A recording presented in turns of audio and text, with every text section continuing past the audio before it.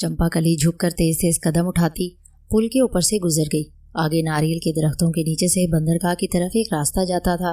वो तेज तेज कदमों के साथ अंधेरे में उस रास्ते पर चल पड़ी। बंदरगाह पर कहीं कहीं बड़ी मशालें रोशन थी। उनकी रोशनियों में तिजारती जहाज खड़े दिखाई दे रहे थे। उनके बादबान अपने अपने मस्तूलों के साथ लिपटे हुए थे और वह समंदर की मौजों पर आहिस्ता आहिस्ता डोल रहे थे। आसमान तारों से भरा हुआ था। दूर तक फैले हुए समंदर पर गहरा सुकूत तारी था। इस खामोशी में एक तरफ से लोगों की आवाज़ें आ रही थी। चंपाकली इस तरफ चलने लगी। वो समझ गई थी कि इस तरफ से रात के वक्त रोज़मर्रा के इस्तेमाल के सामान से लदी हुई बड़ी कश्तियाँ हिंदुस्तान के तिकोनी साहिल की तरफ जाती हैं। ये कश्तियाँ उस ज़माने के कोलंबो की बंदरगाह के साहिल के साथ साथ सफ़र करते हुए हिंदुस्तान की जनूबी तिकोन तक पहुँचती थी। एक बड़ी कश्ती पर सामान लादा जा रहा था। कुछ मुसाफिर भी उस पर सवार थे, जिनमें औरतें भी थीं। एक आदमी अपनी निगरानी में सामान लुधवा रहा था। चंपाकली ने उससे बात की और चांदी का एक सिक्का बतौर किराया देकर वो भी कश्ती में बैठ गई। कश्ती के वस्त में ऊंचा मस्तूल लगा था, जिसके साथ बादबान लिपटा हुआ था। जब कश्ती रवाना होने लगी तो बादबान खोल दिया गया। बादबान में जैसे ही खुश्की की तरफ से समंदर की तरफ चलने वाली हवा भरी, कश्ती चल पड़ी। बाकी की सारी रात कश्ती श्रीलंका के साहिल के साथ साथ समंदर में सफ़र करती रही। दिन का उजाला हुआ तो कश्ती हिंदुस्तान के जनूबी साहिल की बंदरगाह के साथ जाकर लग गई। चंपाकली के लिए ये इलाका अजनबी था, मगर यहाँ के लोग अजनबी नहीं थे। ये लोग भी दरावड़ थे। चंपाकली भी दरावड़ थी।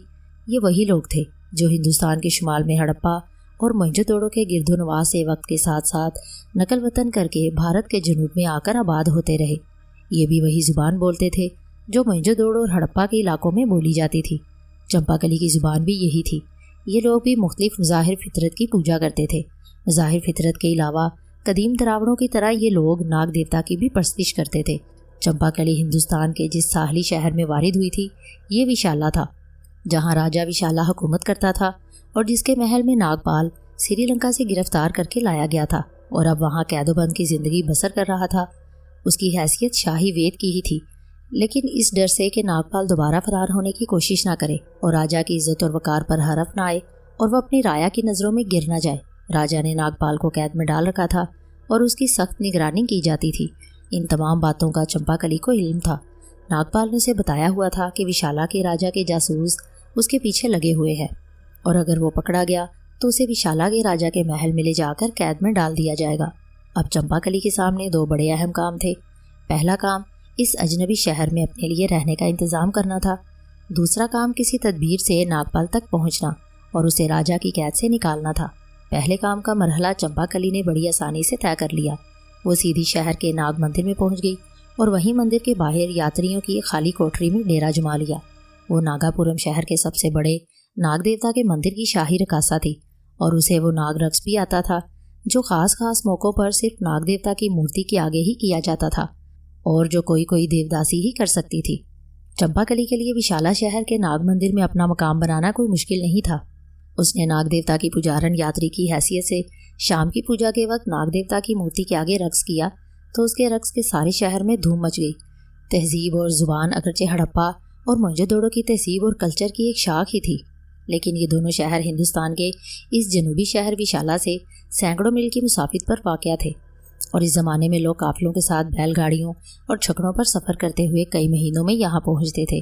तवील फासले और रास्ते के जंगलों और दरियाओं और पहाड़ों के दुश्वार गुजार सफ़र की वजह से हड़प्पा और मोहनजोदड़ो के लोग शाज़ो नादिर ही इस शहर का रुख करते थे, जिसकी वजह से चंपाकली के पहचाने जाने का ख़तरा ना होने के बराबर था। वैसे भी चंपाकली ने यहाँ अपना असली नाम नहीं छुपाया था। चंपाकली के नाग रक्स की वजह से विशाला के नाग मंदिर में पूजा करने वाले मर्द और औरतें बढ़ चढ़कर आना शुरू हो गईं और मंदिर के बड़े पुजारी की आमदनी में एकदम इजाफा हो गया। मंदिर के बड़े पुजारी का नाम सुंदरम था। सुंदरम ने चंपाकली को मंदिर में एक बड़ी आला जगह रिहाइश के लिए मुहैया कर दी और उसे मंदिर की खास रकासा बना लिया। चंपाकली भी यही चाहती थी। उसका मंसूबा यही था कि वो इस शहर में नाग रकासा के तौर पर मशहूर हो जाए और उसकी शोहरत नागपाल तक भी पहुंच जाए। इसी वजह से उसने अपना असली नाम चंपाकली नहीं छुपाया था, ताकि नागपाल फ़ौरन समझ जाए कि उसकी चंपाकली विशाला शहर में पहुंच गई है और वो किसी बहाने उससे मिलने की कोई तदबीर करे। इलावाज़ी चंपाकली ने अपने तौर पर भी नागपाल तक पहुंचने की मनसूबाबंदी पर सोचना शुरू कर दिया था। विशाला के शाही महल की लोंडियाँ और नौकर चाकर और उनकी बीवियाँ नाग मंदिर में पूजा करने आती थीं। चंपाकली ने खोज लगाना शुरू किया कि महल से आने वाली औरतों और मर्दों में किनका ताल्लुक महल के शाही कैद खाने से है। बहुत जल्द उसने एक उधेड़ उम्र औरत का खोज लगा लिया। उस औरत का नाम चंदनी था और वो सेनापति यानी सल्तनत के वजीर जंग की बीवी की खास नौकरानी थी। ये औरत चंदनी चंपाकली के काम आ सकती थी। चंपाकली के लिए उस औरत से ताल्लुकात बढ़ाना कोई मुश्किल काम नहीं था। नाग मंदिर में उसने नाग देवता के सामने अपने नागरक्ष की वजह से खास मुकाम हासिल कर लिया था और औरतें चंपाकली को नाग देवता की देवी समझकर उसकी भी पूजा करती थी। चंदनी मंदिर में पूजा करने आती तो चंपाकली को भी माथा टेकती और पूजा के फूल रखती। एक रोज वो आई तो चंपाकली ने चंदनी से कहा, चंदनी तुम बड़ी भागवान हो, तुम्हारा अगला जन्म देवी का होगा। चंदनी का तो चेहरा खिल उठा, खुशी से आंसू उमड़ आए। चंपाकली के पांव पड़ गई। चंपाकली ने उसे आशीर्वाद दिया और कहा, तुम्हारी मालकिन सेनापति की पत्नी है ना? हाँ देवी जी, चंदनी हाथ जोड़कर बोली। मेरा बड़ा ख्याल रखती है, पर अफसोस वो बेऔलाद है। बड़े इलाज करवाए मगर गोद हरी नहीं हुई। ये सुनकर चंपाकली का चेहरा खिल उठा। उसे ऐसे लगा जैसे वो कुंजी उसके हाथ आ गई है जिससे शाही कैद खाने का दरवाज़ा खुलता है। उसने चंदनी से कहा, अपनी मालकिन से कहना मुझे आकर मिले, मैं नाग देवता से प्रार्थना करूंगी, नाग देवता उसकी गोद हरी कर देंगे। चंदनी ने फौरन सेनापति की बीवी को जाकर ये खुशखबरी सुनाई। सेनापति की बीवी दृष्टि उसी लम्हे मिठाई और फल फूल लेकर चंपाकली की खिदमत में हाजिर हो गई। चंपाकली के चरण छुए और हाथ बांधकर बैठ गई। चंपाकली ने कहा, दृष्टि तेरे सारे पाप कट गए हैं, तेरे अच्छे दिन जरूर आएंगे। दृष्टि ने आजी से कहा, देवी जी मेरी गोद हरी हो जाए, मैं सारी जिंदगी आपकी सेवा करते गुजार दूंगी। चंपाकली बोली, दृष्टि मेरी बात ध्यान से सुनो, जो मैं तुम्हें कहूँ उसका जिक्र किसी से ना करना। दृष्टि ने चंपाकली के पाँव को दोनों हाथ लगाकर कहा, देवी आप जो कहेंगी मैं किसी को नहीं बताऊंगी, आप मुझे हुक्म दे। चंपाकली ने कहा, सुनो, नाग देवता रात को मेरे सपने में आते हैं और मुझे दर्शन देते हैं। आज रात जब वो मेरे सपने में आएंगे तो मैं उनसे अरदास करूंगी कि दृष्टि की गोद हरी कर दीजिए। नाग देवता मेरी बात नहीं टालेंगे, तुम्हारे ज़रूर बच्चा होगा। दृष्टि ने तो अपना सर चंपाकली के पाँव पर रख दिया और खुशी और अकीदत से उस पर रिक्कत तारी हो गई। चंपाकली ने कहा, अब तुम जाओ, कल इसी वक्त आ जाना। रात नाग देवता मुझे जो कुछ कहेंगे वो तुम्हें बता दूंगी, अब तुम जाओ। चंपाकली ये सब कुछ एक सोचे समझे मंसूबे के तहत कर रही थी। उसे इतनी जल्दी अपनी कामयाबी का यकीन नहीं था। दूसरे रोज़ दृष्टि फल फूल और मिठाई की टोकरियां लेकर चंपाकली की खिदमत में हाजिर हो गई। चंपाकली ने फल फूल और मिठाई की टोकरियां नाग मंदिर के बड़े पुजारी को पहुंचा दी और दृष्टि को अपनी कोठरी में ले गई। खुद तख्तपोश पर बैठ गई और दृष्टि को सामने चौकी पर बिठाया और कहा, दृष्टि मैंने तुम्हें कहा था ना कि नाग देवता मेरी अरदास कभी नहीं टालेंगे। दृष्टि खुशी से निहाल हो गई। वो कुछ बोलने लगी मगर चंपाकली ने उसे चुप रहने का इशारा किया और कहा, नाग देवता ने कहा है कि दृष्टि को ये खुशखबरी दो कि अगले वर्ष उसके यहाँ चांद सा बेटा पैदा होगा। दृष्टि ने फरते मुसर्रत से बेख्तियार होकर चंपाकली के पैरों पर सर रख दिया और आंखों से खुशी के आंसू बहने लगे। चंपाकली ने कहा, लेकिन नाग देवता ने एक शर्त लगाई है। दृष्टि ने अपना सर उठाकर चंपाकली को देखा और डरते डरते कहा, मैं नाग देवता की हर शर्त पूरी करूंगी देवी जी, हुक्म करें, नाग देवता ने क्या कहा है? चंपाकली ने राजदारी से पूछा, महल के कैद खाने में क्या कोई शाही वेद भी कैद है? नाग देवता ने मुझे उसका नाम नागपाल बताया है और कहा है कि जहर चूसने वाले सांप से सांप के कांटे का इलाज करता है। दृष्टि ने फौरन जवाब दिया, हाँ देवी जी, महल के तय खाने में एक शाही वेद कैद में है, सिर्फ उसे बाहर निकलने की इजाज़त नहीं है, लेकिन वहाँ उसे हर किस्म की आसाइश मैसर है। वो जहर चूसने वाले सांप से सांप के कांटे का इलाज भी करता है। चंपाकली का हर तीर निशाने पर लग रहा था। ऐसे लग रहा था कि नाग देवता अपने आप उसके रास्ते की रुकावटें दूर करते जा रहे हैं। चंपाकली ने दृष्टि से कहा, नाग देवता ने ये शर्त लगाई है कि उस शाही वेद नागपाल के पास शीश नागन का एक खास मंत्र है। मुझे वो मंत्र नागपाल से लेकर तुम पर फूंकना होगा, तब तेरे यहाँ चांद सा लड़का पैदा होगा। नाग देवता ने ये शर्त भी लगाई है कि ये सारा काम राजदारी से होना चाहिए, किसी को कानो कान खबर नहीं होनी चाहिए, यहाँ तक कि तुम्हारे पतिदेव सेनापति को भी इसका इल्म नहीं होना चाहिए। क्या तुम ये राजदारी बरत सकोगी? दृष्टि की तो सूखी खेती हरी हो रही थी। हाथ बांध कर बोली, देवी जी, मैं ये राज अपनी जान के साथ लगा कर रखूंगी, किसी को कुछ नहीं बताऊंगी। मैं आज ही शाही कैद खाने में जाकर नागपाल जी से शीश नागन का मंत्र हासिल करती हूँ। चंपाकली ने कहा, बिल्कुल नहीं, ऐसा नहीं करना, सारे की एक राय पर पानी फिर जाएगा। दृष्टि डर गई। चंपाकली ने कहा, यह मंत्र मुझे खुद नागपाल से मालूम करना होगा। किसी तीसरे शख्स को यह मंत्र मालूम हो गया तो उसका सारा असर जाता रहेगा और तुम सारी जिंदगी बांझ ही रहोगी। दृष्टि ने दोनों हाथ जोड़कर ऊपर उठाए और कहा, मैं कभी ऐसा नहीं करूँगी। आप जो हुक्म देंगी वही करूँगी।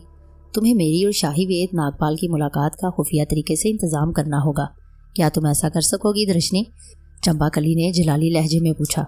दर्शनी औलाद की खातिर सब कुछ करने को तैयार थी। कहने लगी, देवी जी, नागपाल जी को शाही महल से बाहर लाना मेरे बस में नहीं है।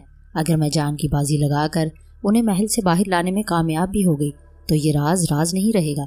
लेकिन मैं महल के कैद खाने में आपकी नागपाल जी से मुलाकात करवा सकती हूँ। चंपाकली के जहन में उसी लम्हे एक और तरकीब आ गई। उसने दृष्टि से कहा, लेकिन शाही महल के किसी शख्स को उसकी खबर नहीं होनी चाहिए। किसी को खबर तक नहीं होगी देवी जी। मैं सेनापति की पत्नी हूँ। कैद खाने के पहरेदार और सिपाही जैसा मैं कहूँगी वैसे ही करेंगे। चंपाकली ने कहा, फिर समझ लो कि अगले वर्ष तुम्हारी गोद में चांद सा बच्चा खेल रहा होगा। दृष्टि की खुशी का कोई ठिकाना न रहा। चंपाकली के पांव पकड़कर बोली, देवी जी मुझ पर रहम करें। आप आज रात ही नागपाल जी से मिलकर शीश नागन का मंत्र मालूम कर लें। मैं आपके पांव पकड़ती हूँ। चंपाकली भी यही चाहती थी, लेकिन उसे डर था कि ये औरत जज्बात में आकर कोई गलत कदम न उठा ले। उसने कहा, क्या तुम्हें पूरा विश्वास है कि इतनी जल्दी तुम नागपाल जी से मेरी खुफिया मुलाकात का इंतज़ाम कर लोगी? दृष्टि ने बड़े वसूख से कहा, देवी जी, मेरे लिए ये कोई मुश्किल बात नहीं है।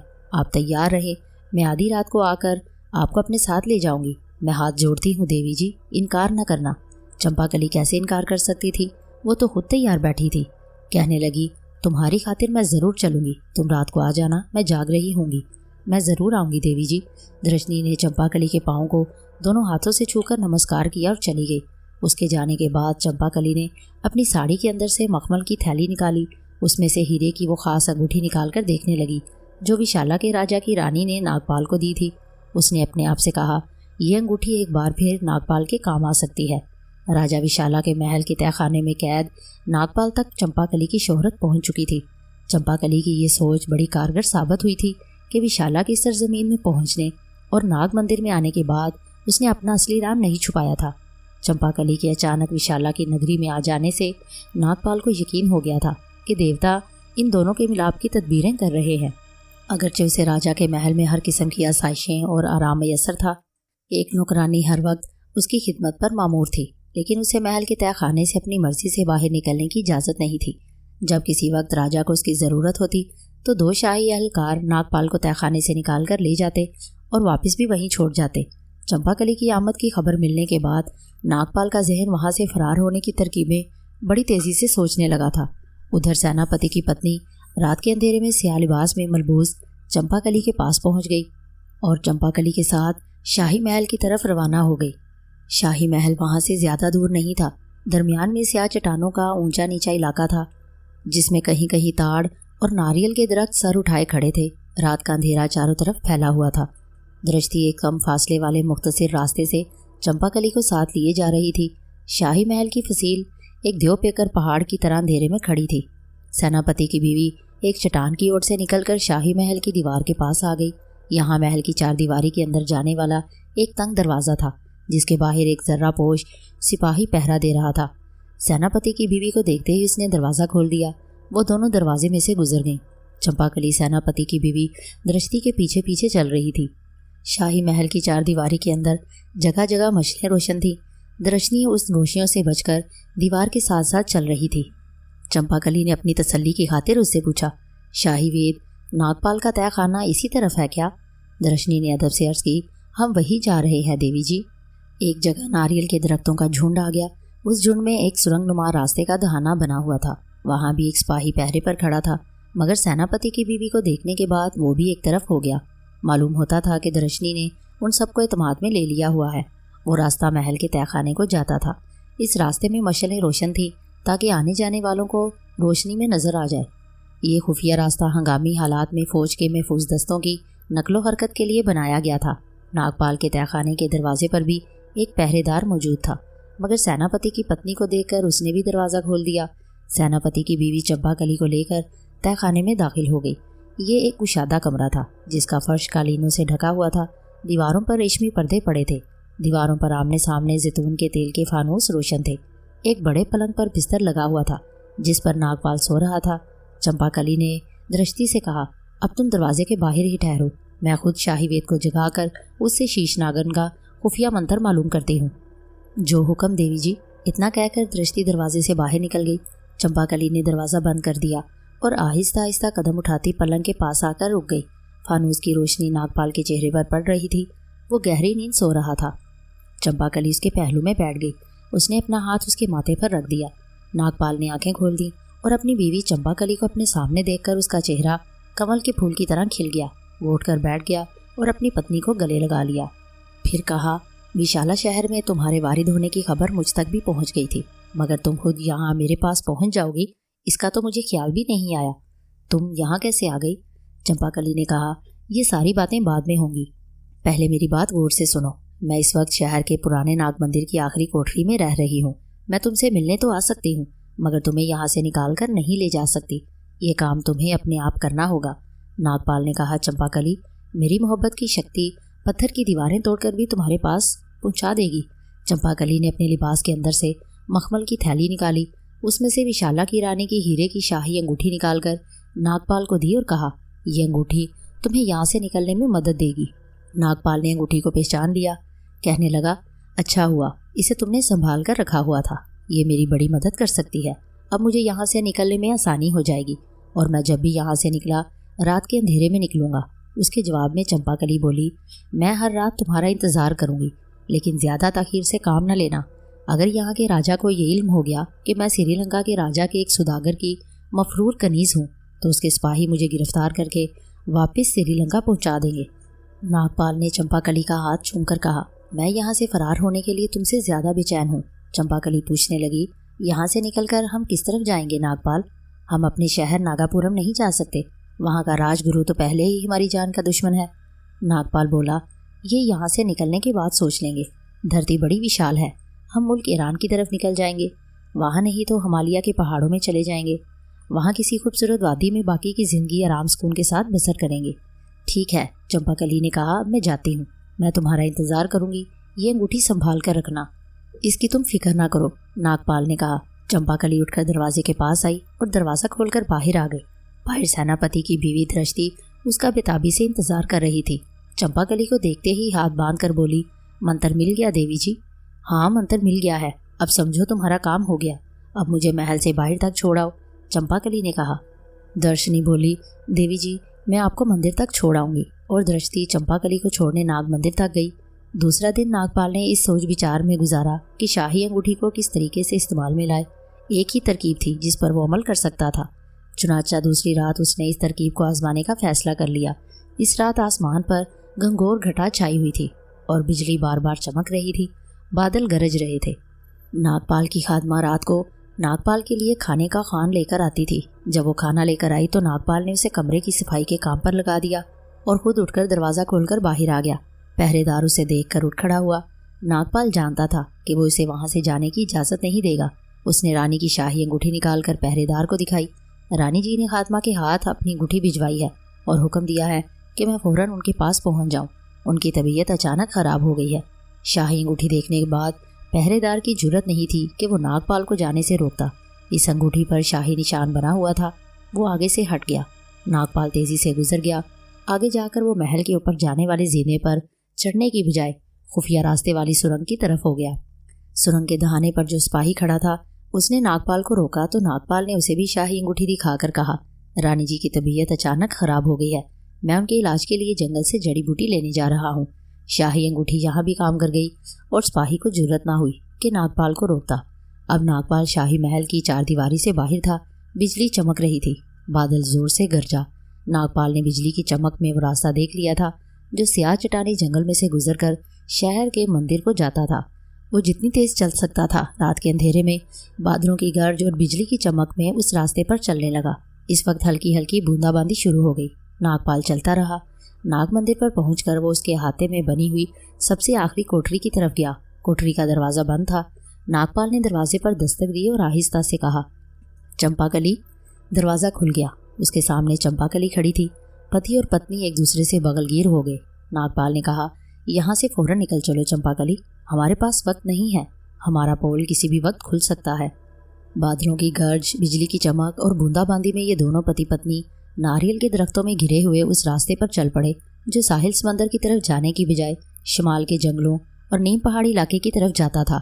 चंपाकली ने वो थैली जिसमें सोने चांदी के सिक्के और कीमती मोती थे नागपाल को दे दी थी। उनके पीछे शहर विशाला और शाही महल की मशरों की टिमटिमाती रोशनियां दूर से दूर होती चली गईं।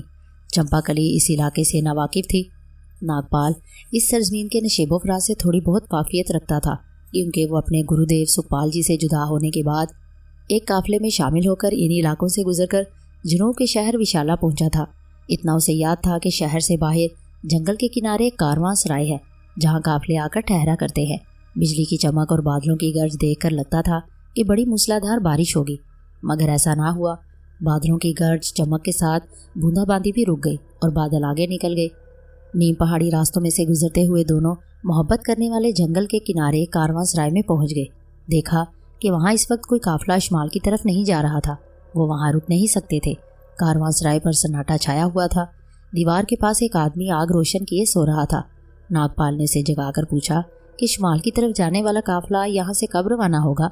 उस आदमी ने बताया कि 2 दिन के बाद एक काफिला हड़प्पा मोइंजोदड़ो की तरफ जाएगा, मगर नागपाल और चंपाकली वहाँ 2 दिन तक ठहरे रहने का खतरा मोल नहीं ले सकते थे। नागपाल को एक तदबीर सूझी। उसने आदमी से पूछा, क्या यहाँ कोई छकड़ा और बैल मिल जाएंगे? हम इन्हें सोने के 2 सिक्कों के एवज खरीद लेंगे। वो आदमी सोने के 2 सिक्कों का सुनकर उठ खड़ा हुआ और बोला, मेरे बैलों की जोड़ी और छकड़ा खरीद लो। छकड़ा खराब हालत में नहीं है, बैल भी सेहतमंद है। चंपाकली ने नागपाल से कहा, छकड़ा खरीदने का क्या फ़ायदा? नागपाल बोला, हम छकड़े में सवार होकर 2 दिन में यहाँ से काफ़ी दूर निकल जाएंगे और फिर वहाँ किसी जगह रुककर पीछे से आने वाले काफिले का इंतज़ार करेंगे। उन्होंने छकड़ा खरीद लिया। ये छकड़ा ऐसा था कि उस पर गुलाई में छत पड़ी हुई थी। आगे 2 बैल जुते हुए थे। छकड़े के मालिक ने कहा, ये बैल घास पात खाकर भी गुजारा कर लेते हैं। दिन में एक बार इन्हें जंगल में ज़रूर खुला छोड़ दिया करें। नागपाल और चंपाकली छते हुए छकड़े में सवार होकर चल पड़े। नागपाल गद्दी पर बैठा था और बैलों की बाग उसके हाथ में थी। बाकी की सारी रात छकड़ा 2 जंगलों के दरमियान बनाए गए रास्ते पर चलता रहा।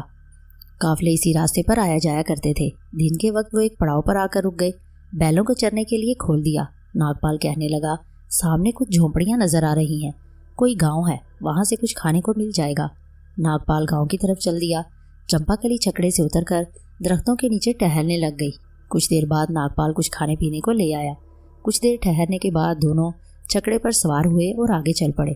जंगल में 3 दिन के सफ़र के बाद वो एक कारवां सराय में आ गए। विशाला शहर से आने वाले काफिले को यहाँ 1 दिन क़याम करना था। 3-4 दिन के बाद ये काफिला आ गया। 1-2 दिन क़याम के बाद जब काफिला शुमाल की तरफ अपने तवील और दुश्वार गुजार सफ़र पर रवाना हुआ तो नागपाल और चंपाकली भी अपने छकड़े पर सवार काफिले के हमरा सफ़र कर रहे थे।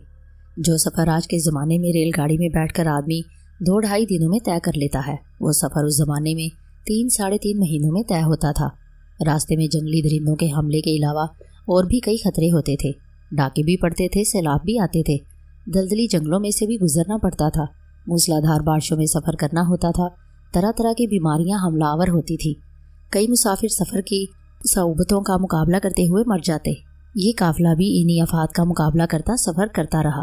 3 महीनों के बाद काफिला उस ज़माने के पंजाब के इलाके में दाखिल हो गया। यहाँ काफिले का पहला अहम तरीन पड़ाव हड़प्पा का शहर था। नागपाल और चंपाकली के लिए ये सबसे ख़तरनाक इलाका था।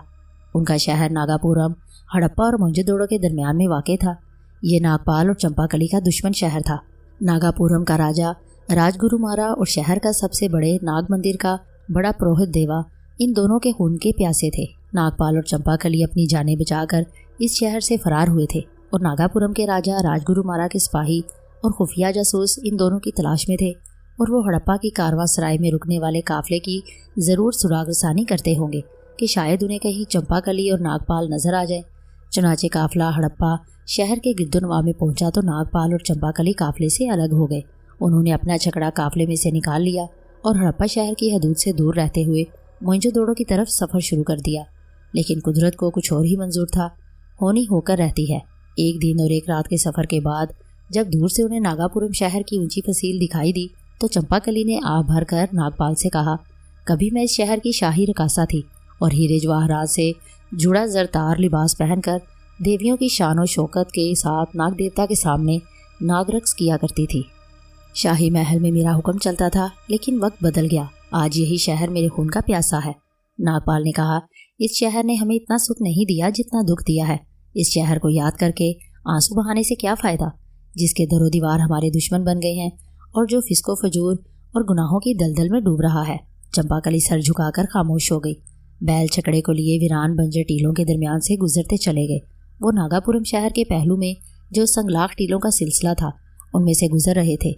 नागपाल का ख्याल था कि वो बिल्कुल महफूज हैं और उन्हें कोई नहीं देख रहा, लेकिन उनका ये ख्याल गलत था। हड़प्पा की कारवांसराय में जब भी जनूब से कोई काफिला आता तो राजगुरुमारा के हुक्म से उसके 2 जासूस जो चंपाकली और नागपाल को पहचानते थे भेस बदलकर कारवांसराय के अलावा गिरदोनवा में भी फैल जाते। राजा के खास सिपाहियों का एक दस्ता उन जासूसों की मदद के लिए उनके पीछे एक जगह मौजूद रहता था।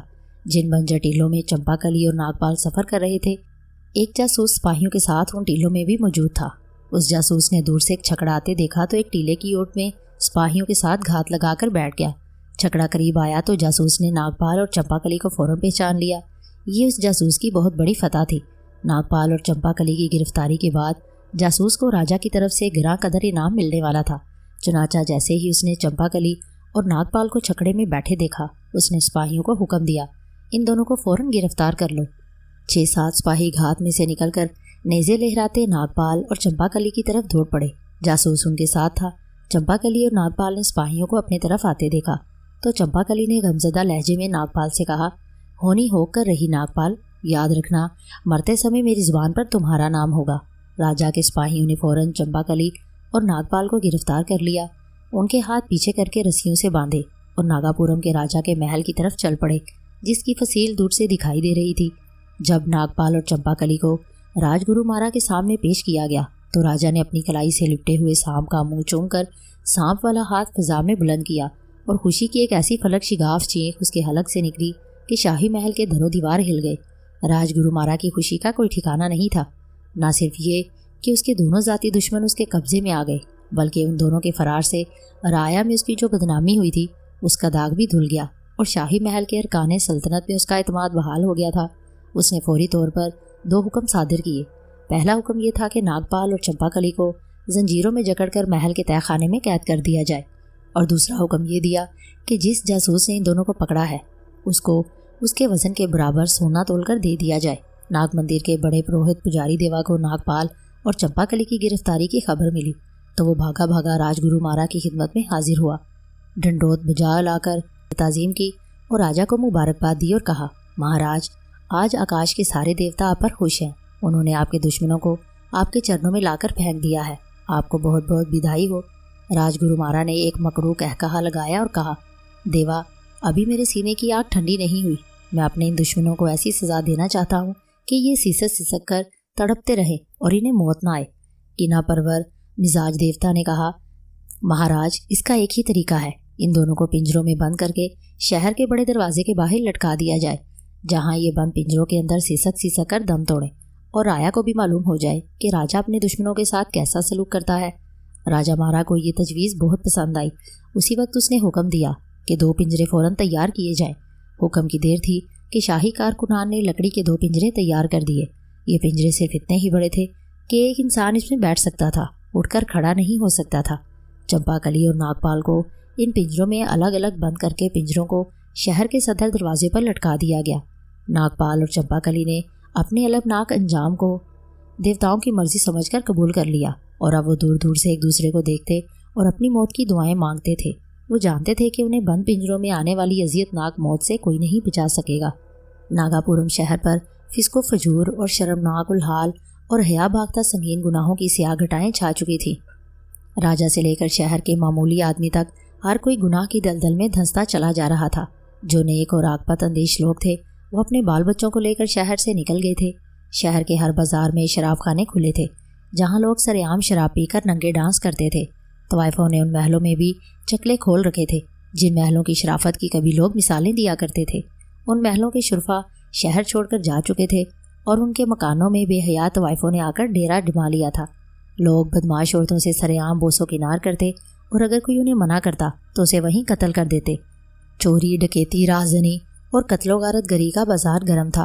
वो गरीब और शरीफ लोग जो अपने कम वसाइल की वजह से शहर छोड़कर किसी दूसरी जगह ना जा सके, घरों में अपनी इज्जतें समेट कर दुबक कर बैठ गए। उनकी खवातीन तो घरों से बाहर कदम नहीं निकालती थीं। आधी आधी रात तक शहर के बाजारों में बदमाशों और शराबियों की ललकारें गूंजती रहती थी। राजा मारा ने अपने महल को शहर की खूबसूरत तवाइफों से भर लिया था।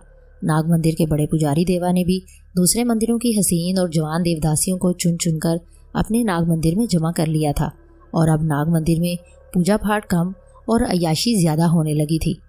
अब ऐसा हुआ कि जिस रोज़ नागपाल और चंपाकली को लकड़ी के पिंजरों में बंद करके शहर के सदर दरवाजे पर लटकाया गया, उसी रोज़ आधी रात के वक्त शहर के गुनाह आलूद सन्नाटे में एक बुलंद आवाज़ गूंज उठी। ये किसी मर्द दरवेश की आवाज़ थी। इसमें हुक्म भी था और इंतबाह भी था। अय्याशियों में गरक शहर की बेशतर आबादी नशे में धुत मदहोश पड़ी थी, लेकिन जो बचे खुचे शरीफ मगर गरीब और बेवसाइल लोग शहर में बाकी रह गए थे, वो इस आवाज़ को सुनते ही उठकर बैठ गए और इस आवाज़ पर कान लगा दिए, जो लगता था कि जैसे आकाश का सीना चीर कर ज़मीन पर आ रही है। इस आवाज़ को नागपाल और चंपाकली ने भी सुना। ये आवाज़ कह रही थी, वो वक्त आ गया है कि जालिम को उसके जुल्म का पूरा पूरा बदला दिया जाए। ज़मीन पर खुदा के कहर की निशानियाँ जाहिर हो गई हैं, लेकिन गुनाहगारों, तौबा का दरवाज़ा तुम पर अभी बंद नहीं हुआ। अपने गुनाहों से तौबा करो और नेक ज़िंदगी पर वापस आ जाओ। खुदा तुम्हारे गुनाह माफ़ फरमा देगा। अगर तुमने गुनाहों के रास्तों को ना छोड़ा तो वो ज़मीन फट पड़ेगी जिस पर तुम्हारा ये शहर खड़ा है, और तुम्हारा ये शहर ज़मीन में ऐसा गर्क होगा कि फिर इसका नामो निशान तक बाकी नहीं रहेगा। लोगों, अभी वक्त है गुनाहों से तौबा कर लो। किसी मर्द दरवेश की ये आवाज़ अजीब पुरस्रार थी। अभी नागापुरम शहर के एक कोने से बुलंद होती तो उसके फ़ौरन बाद शहर के दूसरे कोने से सुनाई देने लगती। बदकारों के तो कान बंद हो चुके थे, वो गुनाह के नशे में बेहोश थे। जो गरीब और आकबत अंदेश लोग अपनी शराफत और इज्जतों को सीने से लगाए घरों में दुबक कर बैठे हुए थे, उन्होंने ये आवाज़ सुनी तो उन पर कुदरत खुदाबंदी की हैबत तारी हो गई। वो समझ गए कि इस शहर पर कहरे खुदाबंदी नाजिल होने वाला है।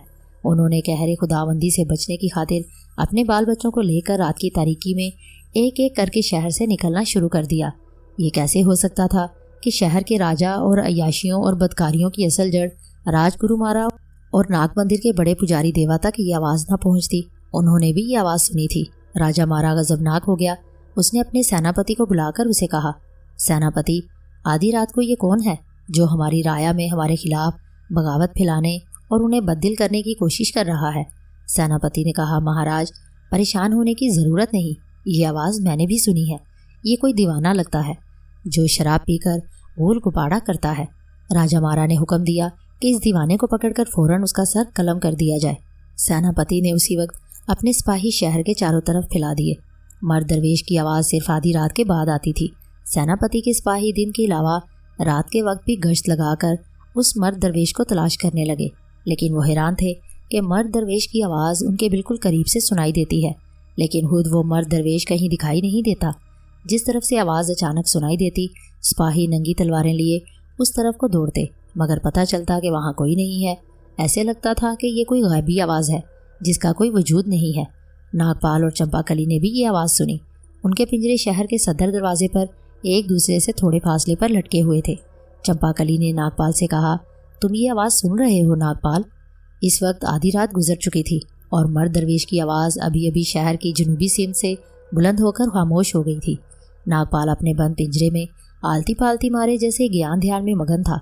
कहने लगा, चंपाकली, इस गुनाहों की बस्ती का अंजाम करीब आ गया है। चंपाकली पर खौफतारी था। कहने लगी, क्या उसके साथ हम भी ख़त्म हो जाएंगे? नागपाल ने जवाब दिया, अगर हमने कोई गुनाह किया है तो उसकी सज़ा हमें भी ज़रूर मिलकर रहेगी। चंपाकली खामोश हो गई। शहर पर दहशतनाक खामोशी तारी थी। ये खामोशी किसी खौफनाक तूफान की आमद से पहले की खामोशी थी। चंपाकली अपने पिंजरे की सलाखों के साथ लगकर बैठी हसरतनाक निगाहों से आसमान के तारों को देख रही थी। आसमान पर तारे चमक रहे थे, लेकिन उनकी चमक में ऐसी झिलमिलाहट थी जैसे उन्हें किसी क़यामत खेज़ तूफान की आमद की खबर हो गई हो और उन पर लर्ज़ा तारी हो। कुछ उबाश और बदकार मर्द और औरतें नशे में धुत कह कहे लगाते सदर दरवाजे के नीचे से गुजर गए। चंपाकली के जिस्म में खौफ की लहर दौड़ गई।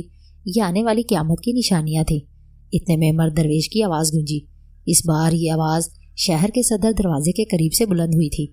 गुनाह करने वाले को अपने एक एक गुनाह का हिसाब चुकाना पड़ेगा। तुम लोगों ने अपने अमाल की खेतियों को गुनाहों के जहर आलूद पानी से सैराब किया है। तुम्हारे गुनाहों के फंदे तुम्हारी गर्दनों में डाल दिए गए हैं। वक्त आन पहुंचा है। उसी रात के पिछले पहर शहर को आने वाली क़यामत का पहला झटका लगा। गुनाहों के नशे में मदहोश पड़े शहर के लोगों को कुछ खबर ना हुई, लेकिन इस झटके से शहर के मंदिरों के बुत गिर पर पाश पाश हो गए। शराब खानों में उमुल खबाइस से भरे हुए मटके गिरकर टूट गए और शराब गली कूचों की गंदी नालियों में बहने लगी।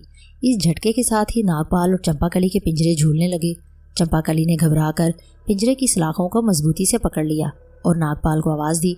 नागपाल अपने पिंजरे में इसी तरह आसन जमाए बैठा था, लेकिन पूरी तरह होशियार था। उसने चंपाकली को हौसला देते हुए कहा, घबराने से कुछ नहीं होगा। गैबी आवाज़ सच्ची थी। हिसाब किताब शुरू हो चुका है। नागापुरम का शहर भूचाल का पहला झटका खाकर ऐसे साकित हो गया जैसे कुछ हुआ ही नहीं। शराब खानों के मटके टूट गए थे, शराब नालियों में बह गई थी, लेकिन बचे हुए मटकों को तहखानों के गोदामों में ले जाने वाले शराब में धुत होकर पड़े थे। उन्हें कोई खबर ना हुई। इस झटके ने कुछ मंदिरों के बुत जरूर तोड़ दिए थे, लेकिन नाग देवता के बड़े मंदिर में नाग देवता का बुत अपने स्थान पर बदस्तूर मौजूद था। उसका बड़ा फन एक तो जगह से तिड़क जरूर गया था, लेकिन वो गिरा नहीं था। मंदिर का बड़ा पुजारी अयाज तबा सोमरस पीकर मधोश देवदासियों के दरमियान बेसुध पड़ा था। उसे कुछ भी खबर नहीं हुई थी। नागपाल ने अपने पिंजरे में दोबारा आसन जमा लिया था और आंखें बंद कर ली थी। चंपाकली जरूर घबराई हुई थी। वो पिंजरे की दीवारों को पकड़े दहशतजदा आंखों के साथ कभी नीचे सदर दरवाजे की तरफ देखती, कभी सामने दाएं बाएं दरख्तों को तकने लगती। शहर पर एक बार फिर गहरी खामोशी छा गई। फजा ऐसे दम बखूद हो गई थी जैसे शहर ने अपना सांस रोक लिया हो। अचानक कुछ परिंदे अपने अपने घोंसले छोड़कर दरख्त पर से उड़ गए। चंपाकली ने नीचे की तरफ देखा। सदर दरवाजे की दोनों तरफ मशालें जल रही थी। उनकी रोशनी में चंपाकली को 2 बिल्लियां और एक खरगोश शहर के अंदर से निकलकर जंगल की तरफ भागते दिखाई दिए। वो सख्त घबराए हुए थे। पिछली रात के सन्नाटे में शहर के अंदर से किसी कुत्ते के रोने की आवाज़ बुलंद हुई। चंपाकली के बदन पर कपकपी तारी हो गई। उसने नागपाल को आवाज़ दी, नागपाल, मुझे डर लग रहा है। नागपाल ने अपने पिंजरे में से जवाब दिया, काश मैं अपने पिंजरे में से निकलकर तुम्हारे पास आ सकता। नागपाल ने जुमला ख़त्म ही किया था कि शहर से बाहर ऊंचे ऊंचे बंजर पहाड़ों में भारी मगर मध्यम खौफनाक गड़गड़ाहट की गूंज सुनाई दी। ये खौफनाक गड़गड़ाहट ज़मीन के अंदर ही अंदर बढ़ती फैलती चली गई। उसके साथ ही ज़मीन आहिस्ता आहिस्ता हिलने लगी। शाही महल की तरफ से औरतों की चीखों पुकार बुलंद हुई। शहर की इमारतें लरजने लग गईं। औरतें और मर्द हवास बागता होकर घरों से निकलकर शहर के दरवाजे की तरफ दौड़ पड़े कि जंगल में जाकर पनाह ले। शहर के पहलू में बहने वाले दरिया की मौजों में तूफानी हिजान पैदा हो गया। दरिया की मौजें समंदर की भिपरी हुई मौजों की तरह शहर की फसील से टकराने लगी। शहर के सारे कुत्ते बिल्लियां घबरा घबरा कर मकानों और गली मोहल्लों से निकल कर अपनी मनहूस डरावनी आवाज़ में रोते हुए जंगल की तरफ भागने लगे। दूर ऊंचे पहाड़ों की खौफनाक गड़गड़ाहट लम्हा ब लम्हा तेज हो रही थी। ज़मीन ज़्यादा ज़ोर से हिलने लगी थी। शहर में एक वावेला मचा था। एक हाहाकार मच गई थी। रात की तारीकी में लोग जाने बचाने के लिए इधर उधर भाग रहे थे और एक दूसरे से टकरा रहे थे। ऐसा महसूस हो रहा था कि जलजले और खौफनाक गड़गड़ाहट और धम धम की मुसलसल आवाज़ों ने उन्हें हवास बागता कर दिया है। वो अंधे हो गए हैं और उन्हें शहर के बाहर जाने का रास्ता नहीं मिल रहा। अब एक एक करके शहर के गुंजान गली कूचों के मकान गिरना शुरू हो गए। नागपाल और चंपाकली के पिंजरे जोर जोर से कभी दाएं बाएं कभी आगे पीछे को झूल रहे थे। गड़गड़ाहट की गूंज क़यामत के शोर की शक्ल इख्तियार कर रही थी। दरिया में सैलाब आ गया था।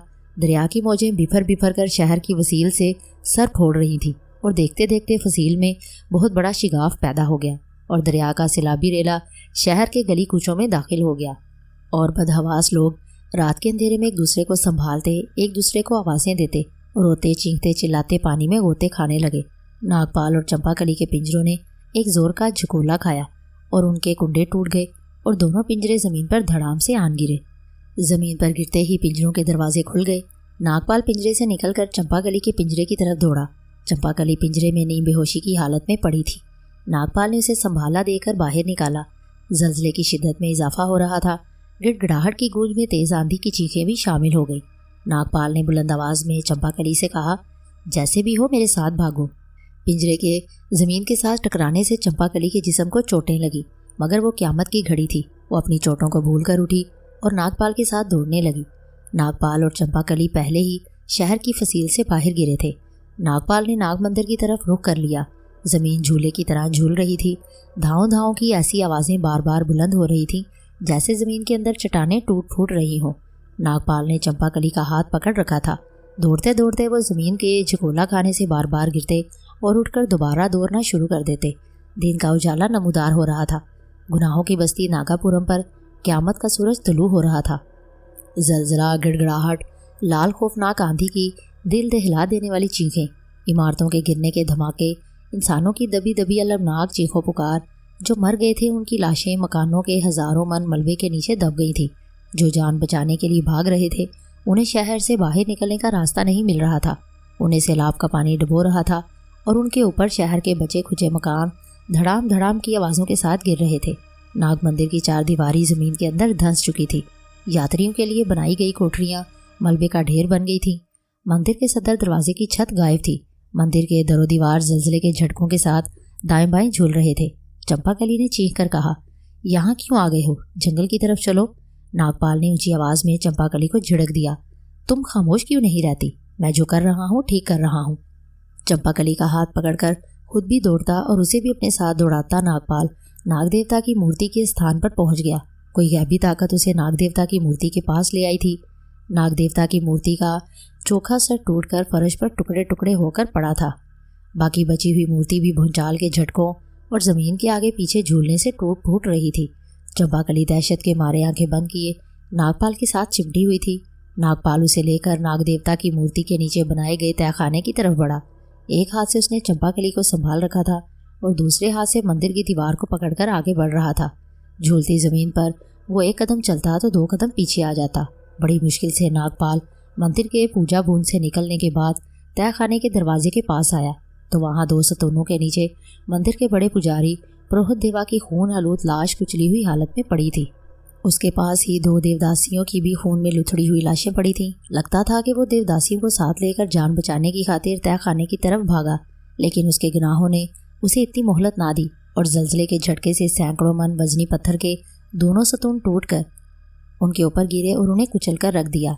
एक तंगो तारीक जीना नीचे तहखाने को जाता था।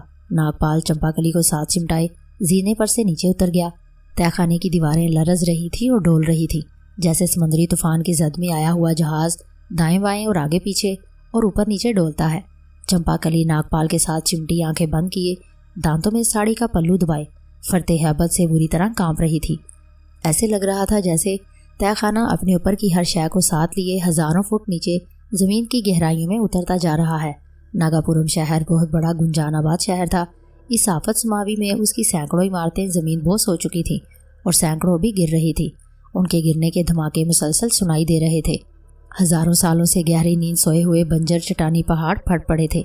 उनके हजारों मन के पत्थर लाखों मन की चट्टानी सिले आतिशफिशां की तरह फटकर ऊपर को उड़ी और फिर क़यामत के इस धमाकों के साथ ज़मीन पर गिरी और अपने रास्ते में आने वाली हर चीज़ को दरख्तों, झाड़ियों, रेत की ढेरियों और मकानों को मलबा बनाते हुए आंधी की रफ्तार से फैलती हुई शहर की गिरती, उछलती और ज़मीन बोस होती इमारतों, दुकानों, मकानों, गरीबों की झोंपड़ियों और शाही महलात को तिनकों की तरह उड़ाती हुई दीवारों के मलबे में आकर मखलूत हो गईं और हर तबाहशुदा शय को अपनी लपेट में लेकर हमेशा के लिए उन्हें ज़मीन की ठंडी तारीकियों में दफन करती चली गईं।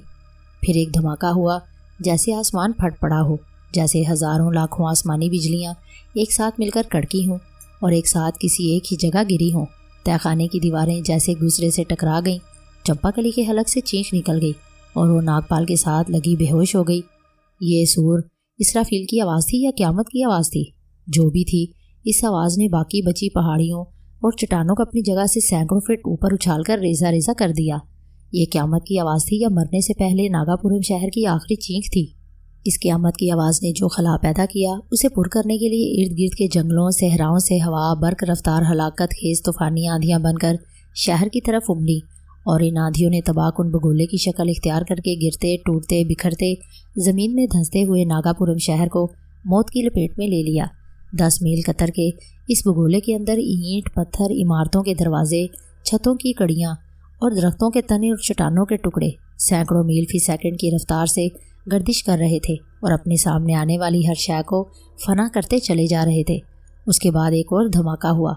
ये धमाका क्या था? एक शोरे क़यामत था, जैसे हज़ारों लाखों आतिशफिशां पहाड़ों के धाने एक साथ फट पड़े हों और गुनाह की बस्ती फिस्को फजूर में डूबा हुआ शहर नागापुरम पूरे का पूरा अपने खंडरात और करोड़ों टन मलबे को लिए एकदम ज़मीन के अंदर हज़ारों फुट की गहराइयों में हमेशा हमेशा के लिए मादूम हो गया। जहाँ पहले एक शहर आबाद था, वहाँ अब 7 मील की गुलाई में फैला हुआ एक तारीख गढ़ा इबरत का निशान बनकर रह गया था। लेकिन कुदरत के कहर ने इस निशान इबरत को भी सफ़ाई हस्ती से मिटा दिया आसपास के रेत के टीलों की रेत और रही सही पहाड़ियों के बड़े बड़े पत्थर लुढ़क लुढ़क कर फिसल फिसल कर उस गड्ढे में गिरने और उसे भरने लगे। यहाँ तक कि जहाँ जुल्म का गुनाह का एक शहर था वहाँ एक गहरा गड्ढा बना और फिर वहाँ रेत और मलबे का एक टीला बन गया।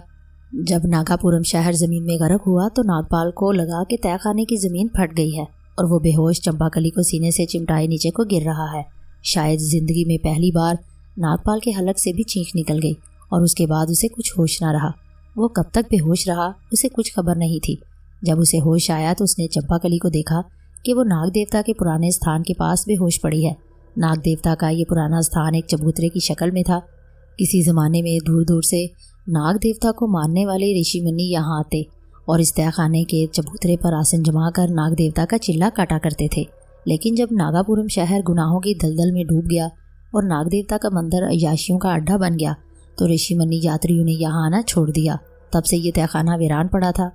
नागपाल चंपाकली को होश में लाने की कोशिश करने लगा। थोड़ी देर बाद चंपाकली ने आंखें खोलकर नागपाल को देखा। तहखाने में घुप अंधेरा छाया हुआ था। किसी तरफ से कोई आवाज़ नहीं आ रही थी। ऐसी खामोशी और सकूत था जैसा कब्र में होता होगा। इस घुप अंधेरे में भी नागपाल और चंपाकली को एक दूसरे के चेहरों के धुंधले धुंधले खाके से नजर आ रहे थे। चंपाकली का हलक खुश्क था, होंठ खुश्क थे। वो उठकर बैठ गई। उसने खुश्क होंठों पर जुबान फेर कर पूछा, नागपाल, क्या हम मरने के बाद एक दूसरे को देख रहे हैं? नागपाल ने कहा, नहीं चंपाकली, हम जिंदा हैं।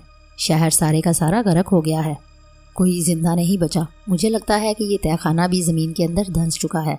चंपाकली पर अभी तक दहशत के असरात नुमायां थे। कहने लगी, हम यहाँ दम घुटने से मर जाएंगे नागपाल, यहाँ से बाहर निकलने की कोशिश करो। नागपाल ने कहा, मेरा ख्याल है हम यहाँ से कभी बाहर नहीं निकल सकेंगे, फिर भी कोशिश करता हूँ। नागपाल उठकर तहखाने के दरवाजे के पास गया जहाँ से जीना ऊपर को जाता था। वहाँ अब ना कोई दरवाज़ा था और ना कोई जीना था। मलबे का ढेर था जो ज़मीन से लेकर छत तक चला गया था। वो मायूसी के आलम में चंपाकली के पास आकर बैठ गया और बोला, दरवाजे के आगे मलबे की दीवार आ गई है। मालूम होता है हमारा आखिरी वक्त आ गया है। चंपाकली की आंखों में आंसू आ गए। उसने नागपाल का हाथ पकड़ लिया। पतिदेव, वादा करो, मरने के बाद हमारा दूसरा जन्म एक साथ होगा। नागपाल ने चंपाकली के हाथ को बोसा दिया और बोला, मैं भी यही चाहता हूँ, मगर ये हमारे इख्तियार में नहीं है। हमारा दूसरा जन्म हमारे कर्मों का नतीजा होगा। जैसे हमने कर्म किए हैं वैसे ही हम दूसरा जन्म लेंगे। चंपाकली ने कहा, लेकिन हम एक दूसरे से मोहब्बत करते हैं, प्रेम करते हैं, और शास्त्रों में लिखा है कि दो सच्चे प्रेमियों का दूसरा जन्म एक साथ होता है। नागपाल बोला, हाँ, शास्त्रों में यही लिखा है। चंपाकली ने अपना सर नागपाल के सीने से लगाया और कमज़ोर आवाज़ में कहा, हम पति पत्नी भी हैं और एक दूसरे के प्रेमी भी हैं। हम इकट्ठे मरेंगे और इकट्ठे दूसरा जन्म लेंगे। नागपाल ने अपना सर चंपाकली के सर के साथ लगाया। दोनों की आंखें बंद थीं। दोनों पर आहिस्ता आहिस्ता नकाहत तारी होने लगी। तहखाने में इतनी ऑक्सीजन नहीं थी कि वो ज़्यादा देर तक जिंदा रह सकते। कुछ ही देर बाद उन दोनों को सांस लेने में दिक्कत महसूस होने लगी। सांस रुक रुक कर आने लगा। चंपाकली ने कुछ कहना चाहा, मगर नकाहत की वजह से उसकी आवाज़ न निकल सकी। नागपाल का भी यही हाल था। उस पर गनूदगी तारी होने लगी। शायद ये मौत से पहले की गनूदगी थी। उनके जिस्मों ने थोड़ी थोड़ी देर के बाद थोड़ी हरकत की और फिर साकित हो गए। बेहिस्सो हरकत हो गए, सांसें बंद हो गई, सर नीचे को ढलक गए। शायद ये मौत का सुकूत था। खामोशियों की खामोशी थी, अंधेरों का अंधेरा था। लब बंद थे, नज़रें बंद थीं। ना कोई सुनाने वाला था, ना कोई सुनने वाला था, ना कोई देखने वाला था, ना कुछ देखने को था। आरजुएं, हसरतें, खुशियाँ और गम, मलाल, पछतावे, नदामतें, मोहब्बतें, नफ़रतें, अदावतें, कुछ भी नहीं था। सबका सब छूट गया था। एक एक करके हवा से हमसा के तहत काम करने वाले सारे जज्बे साथ छोड़ गए थे। ना आगाज़ की खबर थी, ना अंजाम का एहसास था। ऐन उसी वक्त तहखाने की तारीकी में नाग देवता के शिकस्ता चबूतरे पर रोशनी की एक लकीर पत्थरों में से फूट कर निकली और तहखाने में रोशनी हो गई। रोशनी की ये धुंधली सी लकीर गायब हो गई, मगर उसकी रोशनी गायब ना हुई। चंपाकली और नागपाल के साकित बेहिस जिस्म एक दूसरे के साथ लगे फर्श पर पड़े थे। अचानक रोशनी की लकीर दोबारा फूटी और आहिस्ता आहिस्ता आगे बढ़ती हुई चंपाकली और नागपाल के साकित जिस्मों को छूकर गायब हो गई। उसके गायब होते ही चंपाकली और नागपाल के जिस्मों ने दो सांपों की शक्ल इख्तियार कर ली और उनमें हल्की सी हरकत पैदा हुई। सांप के रूप में आने के बाद सबसे पहले नागपाल ने अपना सर उठाया और फन खोलकर चंपाकली पर निगाह डाली। उसी लम्हे चंपाकली के जिस्म ने भी, जो सांप का रूप इख्तियार कर चुका था, थोड़ी सी हरकत की। उसने भी सर उठाया और अपना फन खोल दिया। अब दोनों मोहब्बत करने वाले चंपाकली और नागपाल एक दूसरे को सांप के रूप में देख रहे थे। चंपाकली ने कहा, क्या ये हमारा दूसरा जन्म है? उसकी आवाज़ सरगोशी की तरह थी। नागपाल ने सरगोशी की आवाज़ में ही जवाब दिया, हाँ चंपाकली, शायद ये हमारा दूसरा जन्म है। अचानक एक ज़बरदस्त फनकार से तहखाने की फिजा गूंज उठी। दोनों सांपों यानी चंपाकली और नागपाल ने अपने अपने फन घुमाकर शिकस्ता चबूतरे की तरफ देखा, जहाँ एक सफ़ेद सांप का फन आहिस्ता आहिस्ता बुलंद हो रहा था। दोनों अपनी अपनी जगह पर साकित हो गए। सफ़ेद सांप का फन चबूतरे से 2 फुट बुलंद हो चुका था। फिर एक आवाज़ बुलंद हुई जिसने इन दोनों को मुखातिब करते हुए इंसानी आवाज़ में कहा, नागपाल, चंपाकली, मैं नाग देवता हूँ और ये तुम्हारा दूसरा जन्म है। तुम्हारी सच्ची मोहब्बत ने तुम्हें दूसरे जन्म में दोबारा एक दूसरे से मिलवा दिया है। तुम दोनों ने ज़िंदगी में जो थोड़े बहुत पाप किए हैं उनकी वजह से तुम्हारा दूसरा जन्म सांप के रूप में हुआ है। अगर तुम ये गुनाह ना करते तो तुम्हें देवी देवताओं का स्थान मिलता और तुम जन्म जन्म के चक्कर से आज़ाद हो जाते। ऐसा नहीं हो सका। तुम मोह माया और हिर्सो हवस के बोझ में भी फंसे रहे। इसका हिसाब चुकाने के लिए तुम्हें एक जन्म का चक्कर सांप के रूप में पूरा करना पड़ेगा और तुम्हारे जन्म का ये चक्कर 1 लाख साल का भी हो सकता है और 10 लाख सालों का भी हो सकता है। नाग देवता खामोश हो गया। तब नागपाल ने अपना सर झुका दिया और इंसानी आवाज़ में पूछा, मेरे देवता, क्या मैं और चंपाकली इस नए जिस्म में कभी इंसानी रूप में एक दूसरे से नहीं मिल सकेंगे? नाग देवता ने कहा, तुम दोनों मेरे सच्चे पुजारी रहे हो, इसकी मुझे खुशी है। मैंने शीशनाग देवता से तुम्हारे लिए ख़ास इजाज़त ले ली है। तुम यहाँ से बाहर जा सकोगे और टीले में कोई जगह पसंद करके वहाँ रहोगे।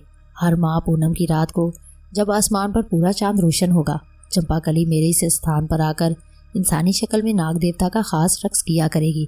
उस वक्त नागपाल, तुम भी इंसानी रूप में होगे। रक्स के बाद तुम सांप के रूप में वापस आ जाओगे और अपने टीले वाले घर में वापस चले जाओगे। लेकिन इसकी 2 शर्तें हैं। कौन सी मेरे देवता?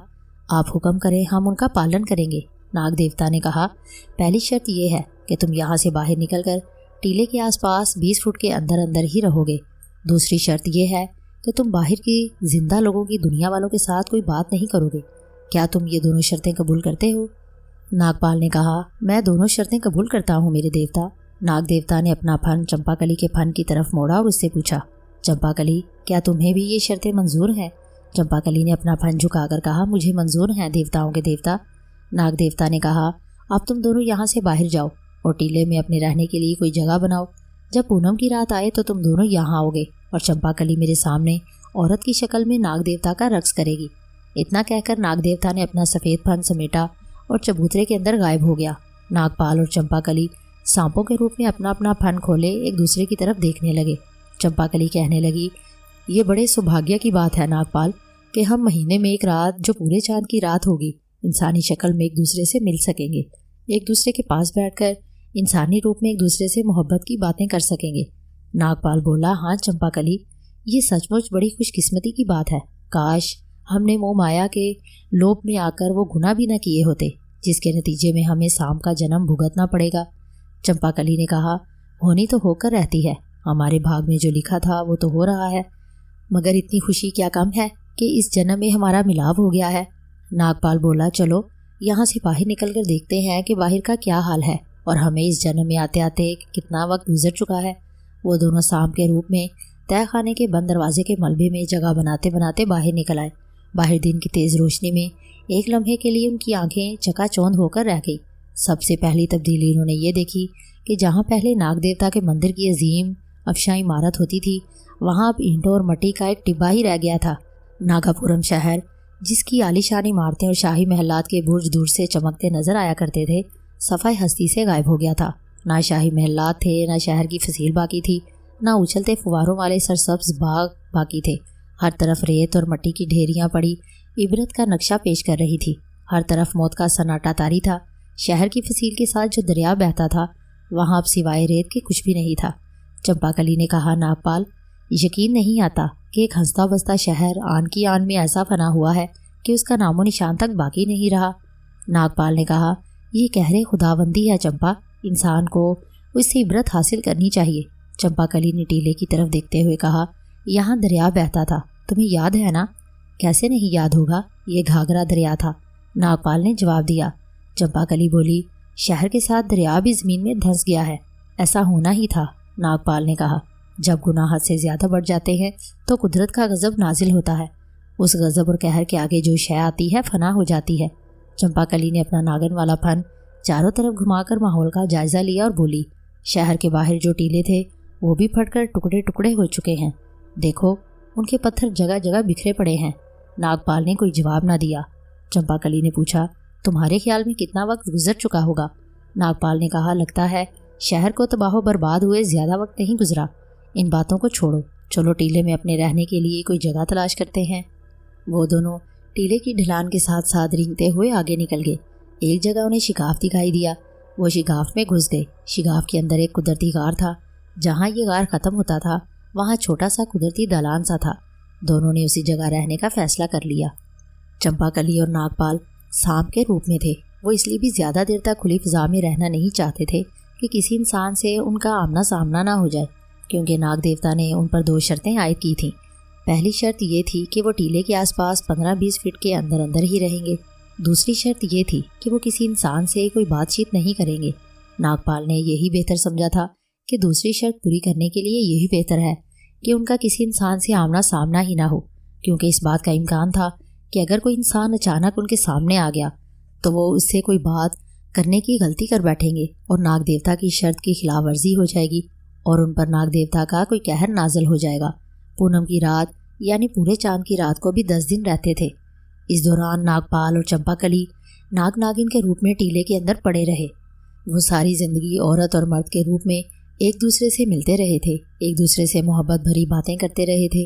अब वो सांप के रूप में थे, नाग और नागिन के रूप में थे। उन्हें एक दूसरे से मोहब्बत भरी बातें करते हुए अजीब सा लगता था। वो एक दूसरे की इंसानी शक्ल देखने को तरसते थे, मगर वो सिर्फ पूनम की रात को ही इंसानी शक्ल में एक दूसरे से मिल सकते थे। वो बड़ी बेचैनी से चांद रात का इंतज़ार कर रहे थे।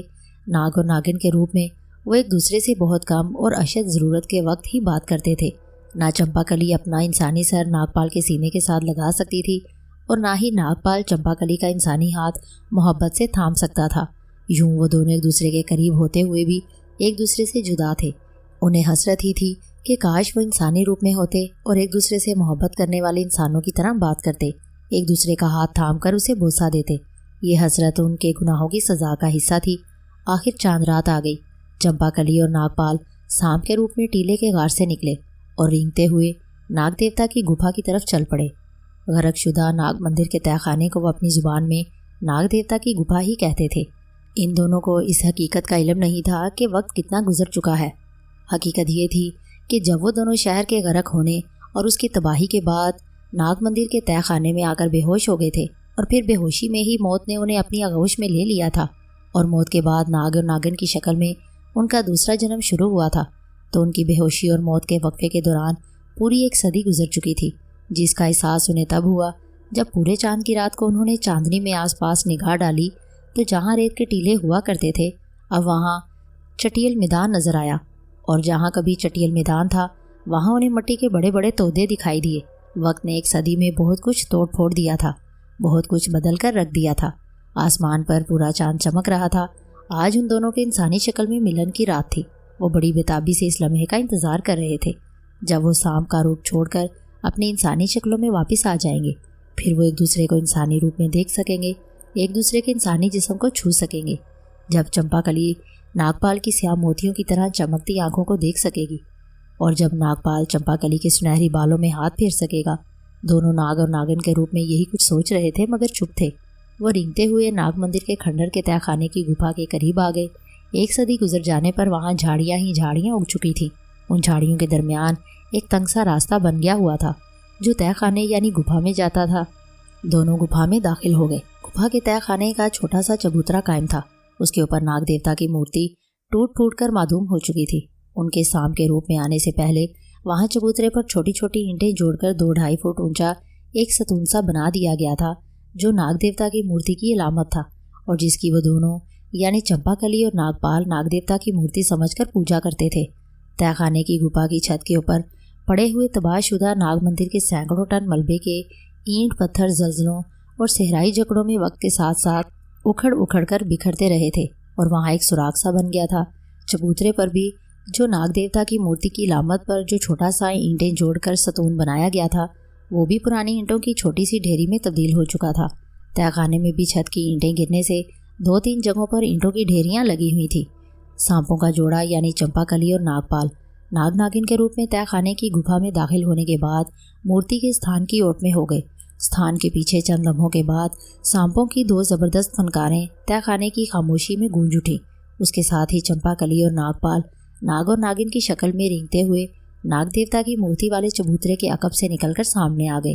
दोनों अपने फन खोले एक दूसरे के आमने सामने कुंडली मारकर बैठे थे और एक दूसरे को टिकटिकी बांधे देख रहे थे।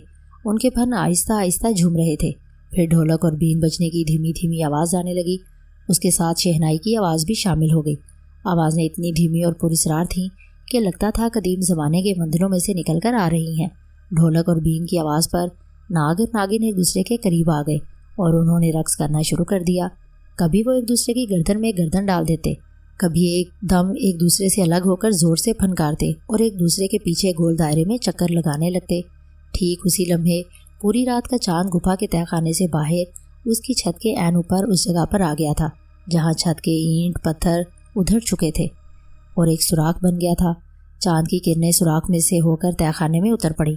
जैसे ही चांद की किरणें सुराख में से गुजरकर तहखाने में आई, नाग और नागिन का जोड़ा रक्स अधूरा छोड़कर मूर्ति के स्थान के सामने साकित हो गया। चांदनी की किरण बेमालूम हरकत के साथ आहिस्ता आहिस्ता ईंटों की ढेरी के ऊपर से खिसककर नाग और नागिन की तरफ आ रही थी। नाग और नागिन यानी नागपाल और चंपाकली अपने फन खोले बेहिसो हरकत होकर अपनी जगह कुंडली मारे खामोश बैठे थे, जैसे किसी का इंतजार कर रहे हों। वो चांदनी की किरण का इंतजार कर रहे थे।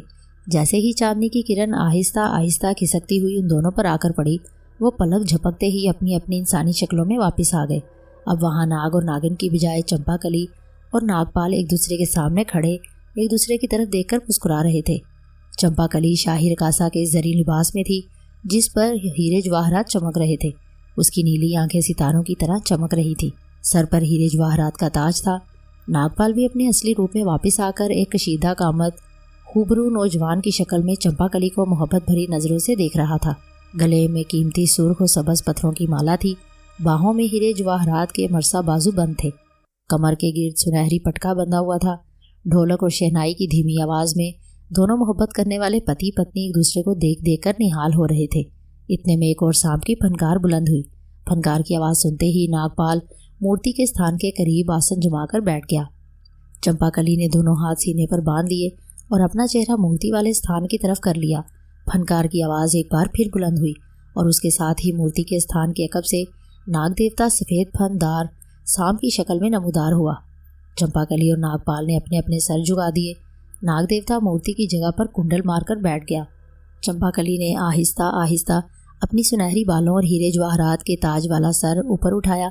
हाथ जोड़कर एक बार फिर सर को झुकाकर नाग देवता को प्रणाम किया और अपने दोनों बाजू खोलकर साकित हो गई।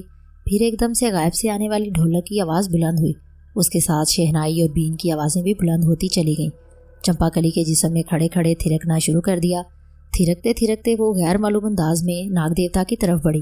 करीब जाकर थिरकते बदन के साथ उसे 3 बार झुककर ताज़ीम की और एक झटके से अपना सर आसमान की तरफ उठाया और उसका बदन रक्स के शोला ज्वाला में तब्दील हो गया।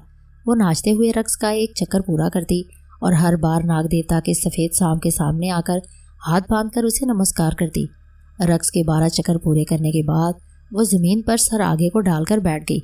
साज़ों की लय एकदम से बदल कर तेज़ हो गई। शहनाई की आवाज़ धीमी हो गई और स्पेरे की बीन की आवाज़ बुलंद हो गई। बीन की रुक रुक कर बुलंद होती आवाज़ के साथ ही चंपाकली ने नाग देवता का ख़ास रक्स शुरू कर दिया। वो बाजू को लहराती झूमती हुई उठी और बीन की लय के साथ सांप की तरह बल खाने और लहराने लगी। कभी वो नाचते नाचते ज़मीन पर सांप की तरह कुंडली मारकर बैठ जाती और अपने दोनों हाथों को जोड़कर फन की शक्ल बनाती। कभी ज़मीन पर औंधी लेटकर बेकरार नागिन की तरह तड़प तड़प कर रेंगने लगती। फिर एकदम से उठती और ढोलक की थाप और भीन की आवाज़ पर थिरकती लहराती नाग देवता के सामने आकर उसे प्रणाम करती। इस दौरान नागपाल ज़मीन पर आसन जमाए बैठा रहा। उसने दोनों हाथ जोड़ रखे थे और उसका चेहरा नाग देवता के सफ़ेद सांप की तरफ था। जब चंपाकली का नाग रक्स खत्म हुआ तो वो हाथ बांधकर नाग देवता के सामने गई, 3 बार झुककर प्रणाम किया और उल्टे पांव वापस चलकर नागपाल के पहलू में आसन जमाकर बैठ गई। तब नाग देवता की आवाज़ आई, चंपाकली, हम तुम्हारे रक्स से बहुत खुश हुए। तुमने हमेशा हमें अपने रक्स से खुश किया है। तुमने हमारी बहुत सेवा की है।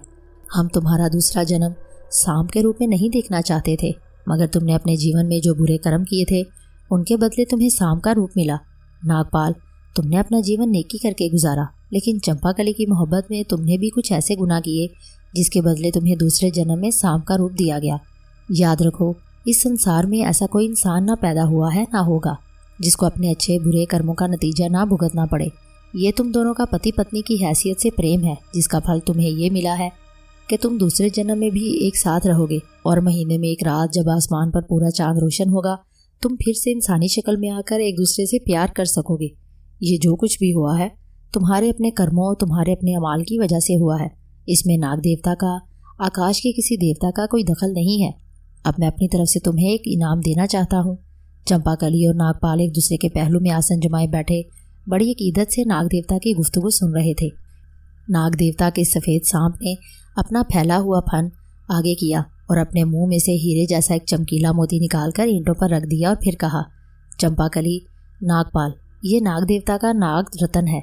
इस नाग रतन में बड़ी शक्ति है, बड़ी ताकत है। तुम इस ताकत से बड़ा काम ले सकते हो। इसे संभाल कर रखना। तुम दोनों के जन्म का चक्कर बहुत लंबा है।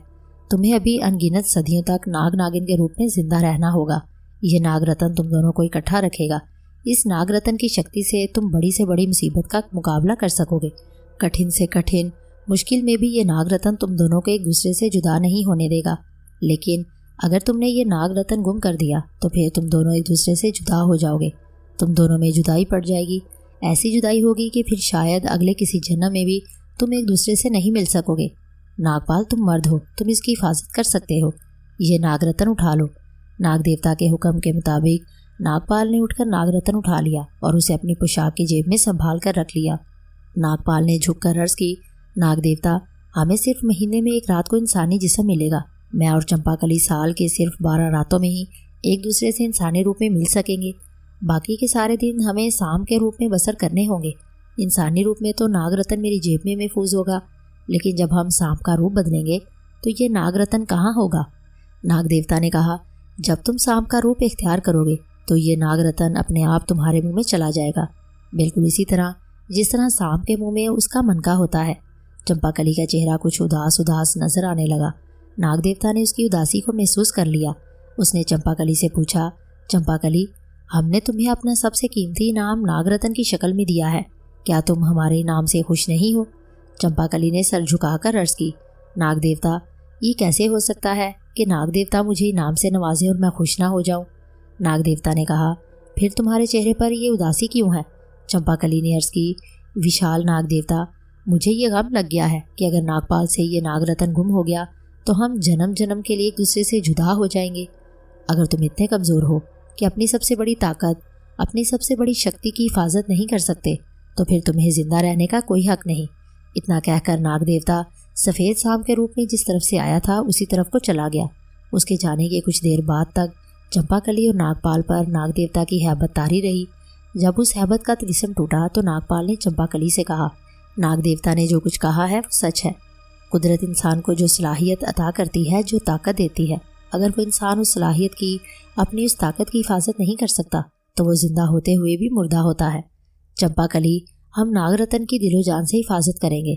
गुफा की छत के सुराख में से आती चांदनी की किरण सामने वाली दीवार के करीब पहुंच गई।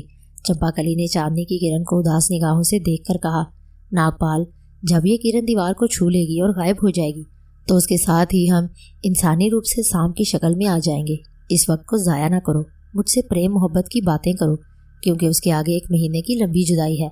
नागपाल ने चंपाकली का हाथ अपने हाथों में लेकर चूमा और दोनों मोहब्बत करने वाले पति पत्नी मोहब्बत के राजो न्याज में महव हो गए। उनके सच्चे इश्क में डूबे हुए लम्हे वक्त से बेनियाज थे, मगर वक्त उनसे बेनियाज नहीं था। वक्त ज़मीन की गर्दिश के साथ गुजरता जा रहा था, यहाँ तक कि छत के सुराग से आती चांदनी की किरण दीवार के करीब पहुँच गई और जैसे ही चांदनी की किरण ने दीवार को छुआ वो गायब हो गई। किरण के गायब होते ही चंपाकली और नागपाल को एक बेमालूम सा झटका महसूस हुआ और वो इंसानी रूप से सांप के रूप में वापस आ गए। जहाँ एक सेकंड पहले मियाँ बीवी का जोड़ा बैठा एक दूसरे से प्यार मोहब्बत की बातें कर रहा था, वहाँ अब दो सांप एक दूसरे की गर्दन में गर्दन डाले पड़े थे। दोनों जल्दी से अलग हो गए। चंपाकली ने हसरत भरी आवाज़ में कहा, हमारी जुदाई के दिन शुरू हो गए हैं। नागपाल ने कमज़ोर सी आवाज़ में कहा, ये तकदीर का लिखा है, हमें भुगतना पड़ेगा। उनकी आवाज़ों में वो ताकत, वो ज़ोर और वो चमक दमक नहीं थी जो उस वक्त उनकी आवाज़ों में थी जब वो इंसानी शक्ल में थे। अब उनकी आवाज़ सरगोशियों में निकलती थी। ये कमज़ोर और नहीफ आवाज़ थी। बोलने में उन्हें दिक्कत होती थी, चुप रहने में सुकून मिलता था। चंपाकली ने थकी थकी आवाज़ में नागपाल से पूछा, नागरतन तुम्हारे मुंह में आ गया है या नहीं? नागपाल ने अपने सांप वाले मुंह के अंदर जुबान फेरी और आहिस्ता से सरगोशी की आवाज़ में कहा, हाँ, नागरतन मेरे मुंह की थैली में मौजूद है। उसके बाद चंपाकली ने कोई बात नहीं की। नागपाल का भी कोई बात करने को दिल नहीं चाहता था। वो दोनों एक दूसरे के आगे पीछे रेंगते हुए तहखाने की गुफा से निकलकर अपने टीले वाले ठिकाने की तरफ चल दिए। वक्त की गर्दिश जारी रही। वक्त का कभी ना थमने वाला पहिया घूमता चलता गया। चंपाकली और नागपाल पूरे चांद की हर रात को अपने ठिकाने से नाग नागिन के रूप में निकलकर नाग देवता की गुफा में आते और देवता के टूटे फूटे स्थान के सामने कुंडल मारकर फन खोलकर बैठ जाते। बाहर आसमान पर चांद का सफ़र जारी रहता और जब चांदनी की किरण छत के सुराख में से निकलकर आहिस्ता आहिस्ता खिसकती हुई उनके सांपों के जिस्म पर पड़ती तो वे एक झटके के साथ इंसानी रूप इख्तियार कर लेते। इस वक्त चंपाकली शाही रकासा के जर्क बर्क लिबास में होती। नागपाल भी शाही पुजारियों की शाहाना पोशाक में मलबूस होता। फिर नाग देवता सफ़ेद सांप की शक्ल में स्थान के चबूतरे पर नमूदार होता और दोनों सर झुकाकर हाथ बांधकर नाग देवता को प्रणाम करते और फिर चंपाकली का नाग रक्स शुरू हो जाता। रक्स करते करते वो पसीने में शराबूर हो जाती। जब रक्स ख़त्म होता तो नाग देवता उन्हें अपना आशीर्वाद देकर रुखसत हो जाता। उसके बाद दोनों पति पत्नी चंपाकली और नागपाल मोहब्बत के राजो न्याज में महव हो जाते। जब चांद की किरण उनकी अकबी दीवार पर पड़ती तो एक हल्के से झटके के साथ दोनों इंसानी रूप से सांपों की शक्ल में वापस आ जाते और शिकस्ता दिल होकर एक दूसरे से अलग होते और खामोशी से रेंगते हुए अगली चांद रात का इंतज़ार करने अपने टीले वाले ठिकाने की तरफ चले जाते। वक्त गुजरता चला गया। वादी सिंध में मोंजोदड़ो और हड़प्पा के शहरों की दरावड़ी तहजीब अपने अरूज पर थी। हड़प्पा के कुर्बोजवार में वाक़े नागापुरम का शहर अपने गुनाहों की सज़ा पाकर सफ़ाई हस्ती से नेस्तो नाबूद हो चुका था। अब वहाँ मलबे और ईंट पत्थरों की बिखरी हुई ढेरियों के सिवा और कुछ नहीं था। जहाँ इस शहर का सबसे बड़ा नाग मंदिर होता था वहाँ सिर्फ एक टूटा फूटा टीला निशाने इबरत बनकर रह गया था, जिसके नीचे एक तरफ दफनशुदा नाग मंदिर का शिकस्ता स्थान था, जहाँ हर चांद रात को चंपाकली नागपाल के साथ नाग नागिन के रूप में आती और कुछ देर के लिए शाही रकासा की इंसानी शक्ल इख्तियार करके नाग देवता के आगे नाग रक्स की चौकी भरती और अपना वक्त पूरा होने के बाद दोनों मोहब्बत करने वाले पति पत्नी सांप का रूप इख्तियार करके वापस चले जाते। इस दौरान वक्त के साथ साथ मोंजोदड़ो और हड़प्पा शहरों की तहजीब फलती फूलती रही और वहाँ के लोग खुशहाली की ज़िंदगी बसर करते रहे। इसी असना में दजला फरात की वादी ज़माने के खूनी इनकलाबात की जद में आती रही। मौजूदा इलाके शहर मोसल के करीब खोरसाबाद शहर के गिरदुनवा में कदीम अशूरी कौम का शहर नैनवा आबाद था। सारगुन सानी इस शहर का अशूरी हुक्मरान था। ये शहर अपनी तहजीब और तरक्की के अरूज पर था कि बाबुल के बादशाह बख्त नसर ने हमला करके उस शहर की ईंट से ईंट बजा दी और बाबुल की मुमलिकत दजला फरात की वादी से निकलकर शाम, मिस्र और ईरान तक फैल गई। लेकिन वक्त ने एक और करवट ली और ईरान के बादशाह ने बाबल के कदीम तरीन शहर को भी हमला करके तबाह बर्बाद कर दिया और अपनी मुमलिकत में शामिल कर लिया। ईरानी तहजीब और उनका जाहो जलाल शानो शौकत अपने नुक्ता अरूज पर था कि मगरिब की तरफ से एक और आंधी उठी। ये आंधी मकदूनिया का नौजवान सिपा सलार सिकंदर आज़म अपने साथ लेकर दुनिया को फतह करने निकला था। ईरान उस आंधी की लपेट में आ गया और कुछ वक्त के लिए ईरानी तहजीब भी ज़वाल का शिकार हो गई। सिकंदर आज़म के अरूज से बहुत पहले यानी सिकंदर आज़म और बाबुल के हुक्मरान बख्त नसर के दरमियानी अहद में वस्त एशिया से आर्या कौम का सैलाब बेपनाह उठा और अपनी राह में आई हुई हर शय को, हर शहर को, हर मुमलिकत को रोनता हुआ उस ज़माने के सारे तहजीब याफ्ता इलाकों पर छा गया। आर्या कौम के लोग वस्त एशिया से निकलकर सबसे पहले वादी सिंध और पंजाब में दाखिल हुए। ये दराज कद, चौड़े चकले, बहादुर और जंगजू लोग थे। ये पंजाब और सिंध के तरक्की याफ्ता शहरों हड़प्पा और मोंजोदड़ो पर हमलावर हुए और उन दोनों शहरों को तहस नहस करके खंडरों में तब्दील कर दिया। दोनों शहरों के दरावड़ी बाशिंदे भागकर हिंदुस्तान के जनूब की तरफ चले गए, जहाँ हैदराबाद, दक्कन यानी आज के सूबा आंध्र प्रदेश और उससे नीचे सूबा तमिलनाडु में ये लोग आज भी आबाद हैं। मोंजोदड़ो और हड़प्पा के शहर ऐसे बर्बाद हुए कि फिर आबाद नहीं हो सके। उन शहरों के खंडर करीब से गुजरने वाले काफिलों को एक मुद्दत तक इबरत का दर्स देते रहे। वक्त की शिकस्त तो रेख्त जल्जलों और आंधियों और दरिया के सिलाबों ने उन खंडरों को भी गिरा दिया, मुनहदिम कर दिया। सदी के बाद सदी गुजरती चली गई।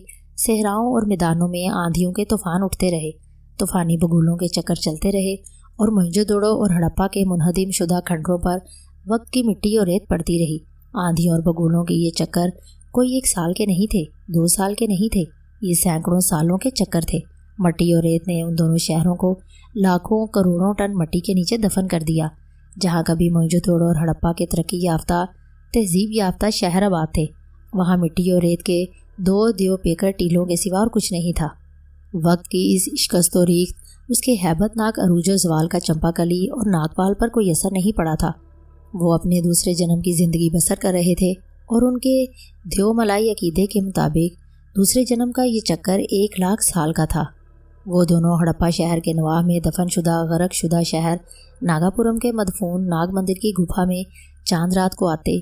चंपाकली नाग देवता के स्थान के आगे नागरक्स की चौकी भरती। तयशुदा वक्त तक दोनों इंसानी रूप में एक दूसरे से प्यार मोहब्बत की, दुख सुख की, ज़माने के इनकलाबात की, सदियों के गुजरते चले जाने की बातें करते। और जब उनका वक्त ख़त्म हो जाता और चांदनी की किरण गुफा की दीवार को छूकर गायब हो जाती, तो दोनों नाग और नागिन के रूप में वापस आ जाते और खामोशी से रेंगते हुए अपने टीले वाले कदीम ठिकाने पर वापस आ जाते। कई कौमें अपने अरूज को पहुंचकर ख़त्म हो गईं, कई शहर तहजीब व तमद्दुन के बुलंद तरीन मकाम तक पहुँचे और वक्त के सैलाब में बहकर ऐसे मादूम हुए कि फिर उनका नामो निशान तक बाकी न रहा। कई तहजीबें उभरी और मिट गईं, कई मीनारे बाबुल बने और रेजा रेजा होकर सहराओं की रेत में समा गए। कैसे कैसे मौलिक बागात शाही महलात की छतों पर तामीर हुए और मिट्टी का ढेर बन गए।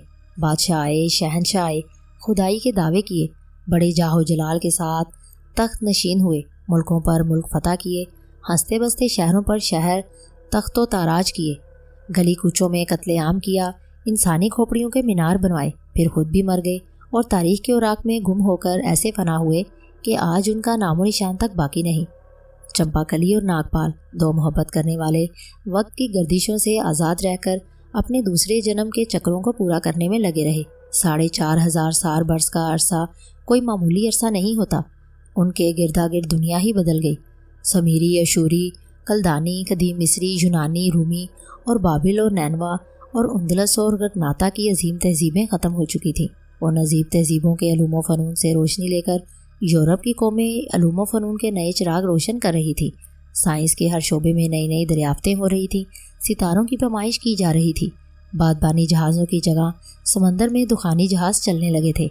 बैलगाड़ियों की जगह लोग रेलगाड़ियों में सफ़र करने लगे थे। और फिर मशहूर माहिर आसारे कदीमा सर जॉन मार्शल ने हड़प्पा और मोहनजोदड़ो के वीरान टीलों की खुदाई करके 4,500-5,000 सालों से दफन शहरों को खोद निकाला। ये सन 1924 ईस्वी का ज़माना था। लेकिन हड़प्पा के नवाह में वाक़े नागापुरम के गरकशुदा ज़मीन में धंसे हुए शहर की तरफ किसी का इसलिए ध्यान न गया कि इम्तदाद ज़माना की गर्दिशों ने इस दफनशुदा शहर की कहीं कहीं सतह ज़मीन पर बिखरी हुई मलबे की ढेरियों के निशान भी मिटा दिए थे। सिर्फ एक छोटा सा पथरीला टिब्बा रह गया था, जिसके नीचे नाग मंदिर की टूटी फूटी गुफा पर माहिर आसारे कदीमा सर जॉन मार्शल की 1924 में नज़र नहीं पड़ी थी। अगर हिंदुस्तान में अंग्रेज़ रहते तो हो सकता था कि नाग मंदिर की गुफा के मदफून तय खाने की खुदाई से नागापुरम शहर का गुमशुदा सुराग भी लग जाता। लेकिन अंग्रेज़ चले गए और उसके बाद किसी ने कदीम आसारों की खुदाई की तरफ तवज्जो नहीं दी। अब नागापुरम शहर की मदफून निशानी सिर्फ ये गुफा ही बाकी रह गई थी, जिसके बारे में मकामी लोगों को सिर्फ इतना ही इल्म था कि यहाँ चांदनी रातों में नाग नागिन का एक जोड़ा निकलता है। कभी कोई मुसाफिर धूप या बारिश से बचने के लिए यहाँ पनाह लेने के लिए रुक जाता, तो कभी कभार उसे तांबे का कोई जंग आलूद सिक्का या किसी टूटे हुए मिट्टी के बर्तन का कोई टुकड़ा मिल जाता। चूँकि ये गुफा, जो अब एक शिकस्ता वीरान गार की शक्ल इख्तियार कर चुकी थी, कदीम दरियाफ्त शुदा शहरों मोहनजोदड़ो और हड़प्पा के खंडरों के दरमियान वाक़या थी, इसलिए जब इस गुफा में से कभी कभार मिलने वाले पुराने सिक्कों और मिट्टी के बर्तनों के टूटे फूटे टुकड़े मिलने की खबर यूरोप में पहुंची, तो इंग्लिस्तान की मशहूर ज़माना नेशनल जियोग्राफिक सोसाइटी ने माहरीन आसारे कदीमा की एक टीम यहाँ भेजी। उन लोगों ने यहाँ कुछ वक्त रहकर गुफा के आसपास थोड़ी बहुत खुदाई की, मगर उन्हें कुछ नहीं मिला, क्योंकि नागापुरम का शहर ज़मीन के अंदर सैकड़ों बल्कि हज़ारों फुट की गहराई में धंसा हुआ था। नामवर माहिर आसारे कदीमा सर जॉन मार्शल उस वक्त ज़िंदा नहीं था। अगर वो ज़िंदा होता तो हो सकता है वो नागापुरम शहर को खोद निकालता और तारीख के इस गुमनाम और पुरस्रार गरकशुदा शहर के राज को बेनकाब कर देता, मगर ऐसा ना हो सका।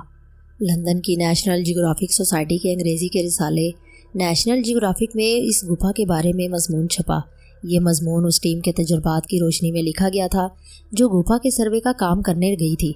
इस मजमून में सिर्फ इतना ही बयान किया गया था कि ऐसे लगता है कि यहाँ आज से 4,500 या 5,000 बरस पहले कोई कस्बा आबाद था, जहाँ के बाशिंदे मोइंजोदड़ो और हड़प्पा के कबीले के लोग थे और खेती बाड़ी करते थे। उसके बाद किसी ने इस मौजू पर रिसर्च करने की ज़रूरत महसूस नहीं की। कुछ वक्त गुजरने पर एक जर्मन माहिर आसारे कदीमा का गुजर वादी सिंध से हुआ। वो नाग मंदिर की ज़मीन दोज गुफा भी देखने आया। वो कई रोज़ तक यहाँ रहा, लेकिन उसे भी गुमशुदा शहर नागापुरम का कोई सुराग नहीं मिल सका।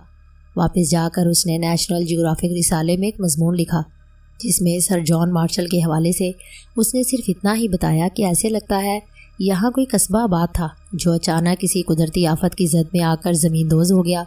इस कस्बे के पास एक दरिया बहता था। वो दरिया भी इस कस्बे या शहर के साथ ही ज़मीन में धंस गया होगा। ये मजमून सुबह की मुतलका यूनिवर्सिटी के शोबा तहकीक आसारे कदीमा के सरबराह प्रोफेसर जमाली की नज़र से भी गुजरा। प्रोफेसर जमाली इन दिनों वादी सिंध की कदीम तहजीब पर तहकीकी काम कर रहे थे। उन्होंने अपने होनहार तलबा शकील और नाजली को भी ये मजमून पढ़ाया और कहा कि हमें इस पर रिसर्च करनी चाहिए, बल्कि अगर हम इस पर तहकीकी मकाला लिख सकें तो मोइंजोदड़ो और हड़प्पा की तरह ये भी एक अजीम दरियाफ्त होगी और हो सकता है हमें इस कारनामे पर नोबेल प्राइज़ से भी नवाजा जाए।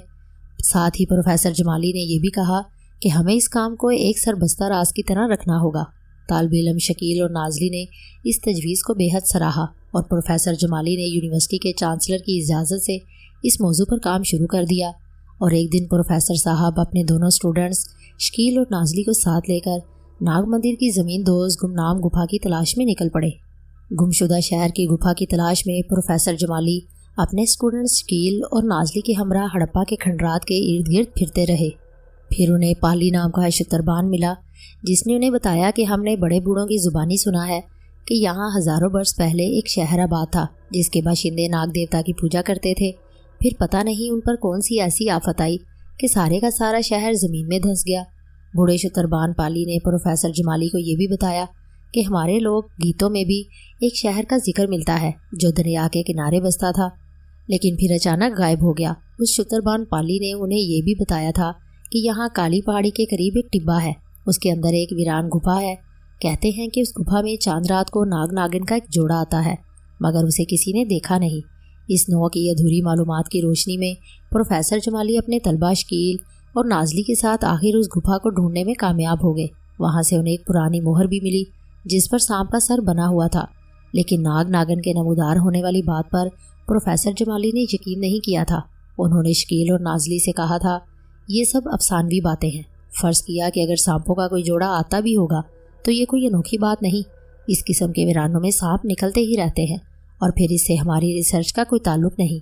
लेकिन शकील और नाजली ने नाग नागिन के जोड़े को चांद रात को नमूदार होते देखने का फ़ैसला कर लिया था। उन्होंने प्रोफेसर साहब को अपने फ़ैसले से आगाह नहीं किया था। प्रोफेसर जमाली कुछ रोज़ हड़प्पा के खंडरों में और उसके इर्द गिर्द के वीरान पहाड़ी टीलों और टिब्बों में गुमशुदा शहर का खोज लगाने की कोशिश करते रहे, लेकिन उन्हें कोई सुराग ना मिला। उसके बाद उन्होंने इस रिसर्च को बेसमझ समझकर तकरीबन ख़त्म कर दिया। उन्होंने शकील और नाजली से कहा, मुझे यकीन हो गया है कि गुमशुदा शहर की बातें महज अफसानवी बातें हैं। इस गुमशुदा शहर का तारीख में कोई वजूद नहीं था। ये सब क्या साराइयाँ हैं। हैरत की बात है कि नेशनल जियोग्राफिक जैसा मस्तनद इदारा भी धोखा खा गया। प्रोफेसर जमाली ने तो गुमशुदा शहर की तलाश और उस पर रिसर्च का ख्याल दिल से निकाल दिया और अपने स्टूडेंट्स शकील और नाजली को मशवरा दिया कि वो किसी दूसरे मौजू पर तहकीकी मकाला लिखने की कोशिश करें। नाजली का जोशो खरोश भी ठंडा पड़ चुका था, ख़ासतौर पर उस रात के बाद तो जब चांद रात थी और वो दोनों वीरान गुफा के अंदर नाग नागिन के जोड़े के निकलने का देर तक इंतज़ार करते रहे थे, मगर वो जोड़ा नमूदार नहीं हुआ। नाजली को यकीन हो गया था कि ये महज लोक दास्तानों वाली अफसानवी बातें हैं, उनका हकीकत से कोई ताल्लुक़ नहीं है। मगर शकील का दिल कहता था कि लोक कहानियों की बातें बाज़ औक़ात बिल्कुल सच्ची साबित होती हैं और नाग नागिन का जोड़ा चांद रात को गुफा में ज़रूर आता होगा। चुनाचा उसने सोच रखा था कि वो नाजली के बगैर अकेला ही अगली चांद रात को वीरान गुफा में ज़रूर जाएगा। उस रोज़ चांद की 13 तारीख थी। शकील ने अपने दोस्त की जीप पकड़ी और हड़प्पा शहर के खंडरात की तरफ रवाना हो गया। प्रोफेसर जमाली और नाजली को उसने यही बताया कि वो अपने डैडी मम्मी से मिलने दूसरे शहर जा रहा है, 2 दिन के बाद आएगा। दोपहर के करीब वो हड़प्पा के खंडरात के करबो जवार में पहुंच गया। वहां से गुमशुदा शहर नागापुरम का वीरान टिब्बा ज़्यादा दूर नहीं था। शकील ने टिब्बे के करीब जीप एक तरफ खड़ी की और जीप से उतरकर झाड़ियों के बीच में से कदीम ज़माने की गुफा को जाने वाले सुरंगनुमा रास्ते के पास आकर रुक गया। मुड़कर पीछे एक नज़र डाली और सुरंग में दाखिल हो गया। सुरंग में से गुजरने के बाद वो नाग मंदिर की हज़ारों साल पुरानी उस गुफा में आ गया जहाँ चांद रात को चंपाकली और नागपाल नाग देवता की नाग रक्स की चौकी भरने आया करते थे। आर्कियोलॉजी के स्टूडेंट शकील ने इन दोनों को सांप या इंसान के रूप में बिल्कुल नहीं देखा था। उसको तो बूढ़े शुतरबान पाली ने इतना ही बताया था कि उस गुफा में पूरे चांद की रात को नाग नागिन का एक जोड़ा नमूदार होता है और कुछ देर ठहर कर वापस चला जाता है। शुतरबान पाली ने यह भी बताया था कि बड़े बूढ़ों का कहना है कि ये नाग और नागिन गुमशुदा शहर के सबसे बड़े नाग देवता के मंदिर के पुजारी और पुजारन थे, जो नाग देवता की बद्दुआ लगने से इंसान से सांप बन गए थे। यही तजस्सुस शकील को वहाँ ले आया था। वो नाग नागिन के उस जोड़े को एक नज़र देखना चाहता था। गुफा में अंधेरा फैला हुआ था। गुफा की छत में कोई शुगाव था। यहाँ से दिन की हल्की रोशनी अंदर आ रही थी। हज़ारों साल गुजर गए थे। छत की ईंटें उखड़ उखड़ कर इधर उधर बिखरी पड़ी थी। दीवारें बुसीदा हो चुकी थी। उनके नक्शो निगार वक्त ने मिटा दिए थे। सामने वाली दीवार पर रक्स करती देवदासी की मनकश तस्वीर के रंग भी उड़ चुके थे और तस्वीर का धुंधला सा खाका ही बाकी रह गया था। गुफा में सन्नाटा तारी था। ये 4,500 सालों की खामोशी थी। उसमें लाखों करोड़ों इंसानों की आवाज़ें हमेशा हमेशा के लिए दफन हो चुकी थीं। ये बाद अज़ मर का सकूत था जो इंसान को मौत की तरफ ले जाता है। शकील घबरा कर गुफा से बाहर निकल आया। बाहर ताज़ा हवा में आते ही उसे महसूस हुआ जैसे वो किसी बंद कब्र से बाहर निकल आया है। जीप में बैठकर उसने थैले में से बर्गर निकाल कर खाए, थर्मोस में से चाय निकाल कर पी और जीप की सीट पर नीम दराज हो गया। दिन आहिस्ता आहिस्ता ढलने लगा। उस पर गनूदगी तारी होने लगी और फिर उसकी आंख लग गई। जब उसकी आंख खुली तो उसने देखा कि रात हो चुकी थी। आसमान पर 13वीं रात का चांद रोशन हो गया था। उसने कलाई पर बंदी घड़ी पर टॉर्च की रोशनी डाली। रात के 8 बज रहे थे। वो चांद की 13वीं तारीख को इस ख्याल से आ गया था कि शायद नाग नागिन का जोड़ा चांद की 13वीं रात को गुफा में नमूदार हो। पिछली दफ़ा जब वो नाजली के साथ पूरे चांद की रात को आया था और वो दोनों गुफा में छुपकर नाग नागिन के जोड़े के निकलने का इंतज़ार करते रहे थे तो ये जोड़ा नमूदार नहीं हुआ था और नाजली के मजबूर करने पर शकील मायूस होकर गुफा से चला आया था। उसे इस बात का इल्म नहीं था कि उनके जाने के थोड़ी ही देर बाद चंपाकली और नागपाल नाग नागिन के रूप में गुफा में नमूदार हो गए थे। शकील ने थैले में से एक बर्गर निकाल कर खाया, थर्मोस में से चाय निकाल कर पी और सोचने लगा अभी आधी रात होने में काफ़ी देर है। कहीं ऐसा ना हो कि उसे जीप में ही दोबारा नींद आ जाए और उसके सोते में ही रात गुजर जाए। उसे चलते फिरते रहना चाहिए। अचानक उसे बूढ़े शुतरबान पाली का ख्याल आ गया। शुतरबान की झोंपड़ी वहाँ से ज़्यादा दूर नहीं थी। शकील ने सोचा कि उसी के पास चलते हैं। वक्त भी जागते हुए गुजर जाएगा और बूढ़े शुतरबान से मज़ीद कुछ बातें भी मालूम हो जाएंगी। उसने जीप स्टार्ट की और जंगली झाड़ियों के दरमियान से गुजरता उस खुली जगह पर आ गया जहाँ खजूर के दरख्तों के छोटे से झुंड के साए में बूढ़े शुतरबान की झोंपड़ी थी। झोंपड़ी का दरवाज़ा खुला था। अंदर लालटेन रोशन थी। शकील ने जीप का इंजन बंद किया तो उसे उकतारे की आवाज़ सुनाई दी। इकतारे की आवाज़ के साथ बूढ़े शुतरबान की आवाज़ भी सुनाई दे रही थी। वो वही पुराना लोकगीत गा रहा था जो उसने एक बार प्रोफेसर जुमाली, नाजली और शकील की मौजूदगी में सुनाया था और जिसमें गुमशुदा शहर का जिक्र था। चांदनी खिली हुई थी। शकील झोंपड़ी की तरफ बढ़ा तो इकतारे के साथ गाने की आवाज़ रुक गई। बूढ़े शुतरबान ने एक इंसान को झोंपड़ी की तरफ आते देख लिया था। शकील ने झोंपड़ी के दरवाजे पर रुककर आवाज़ दी, पाली बाबा कौन है, अंदर आ जाओ। शुतरबान ने झोंपड़ी के अंदर से कहा। शकील झोंपड़ी में चला गया। उसने सलाम किया और बोला, मैं शकील हूँ पाली बाबा, मैं प्रोफेसर साहब के साथ तुम्हें मिल चुका हूँ। बूढ़े शुतरबान ने इकतारे की तरफ रख दिया और शफकत अमेज़ लहजे में बोला, हाँ बेटा मुझे याद है, आओ बैठो। शकील उसके सामने सफ़ पर बैठ गया। शुतरबान ने कहा, तुम ज़रूर नाग नागिन के जोड़े की तलाश में आए होगे। शकील बोला, उसी की खोज में आया हूँ। शुतरबान ने कहा, तुम लोग पिछली चांद रात को भी तो नाग नागिन को देखने गुफा में गए थे, क्या हुआ फिर? शकील ने कहा, कोई भी सांप नहीं निकला। हम काफ़ी देर वहाँ इंतज़ार करते रहे, फिर वापस आ गए। शुतरबान बोला, मगर वो तो चांद रात थी। हम तो यही सुनते आए हैं कि चांद रात को नाग नागिन का जोड़ा वहाँ आता है। शकील ने कहा, पता नहीं, उस रात को कुछ नहीं हुआ।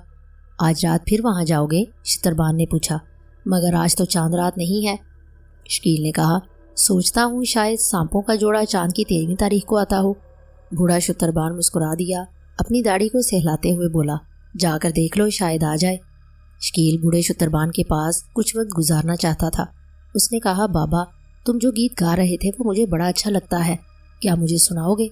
एक तारा उठाकर बूढ़े चित्रबान ने गोद में रखा और उसके तार को मजराब से छेड़ा। एक तारे में से एक दर्दनाक सुर उभरा।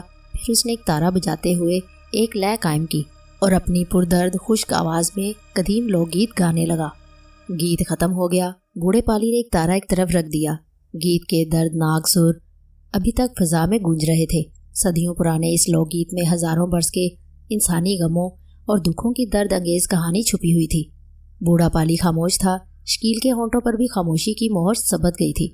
झोंपड़ी के दरवाजे में से बाहर सेहन में चांदनी जैसे सफेद चादर ओढ़े महर बलब रही थी। कायनात पर जैसे एक सोगवार तिलिस्म छा गया था। बूढ़ा चित्रबान सर झुकाए जैसे गुमशुदा शहर की तलाश में हजारों बरस पुराने सहराओं में निकल गया था।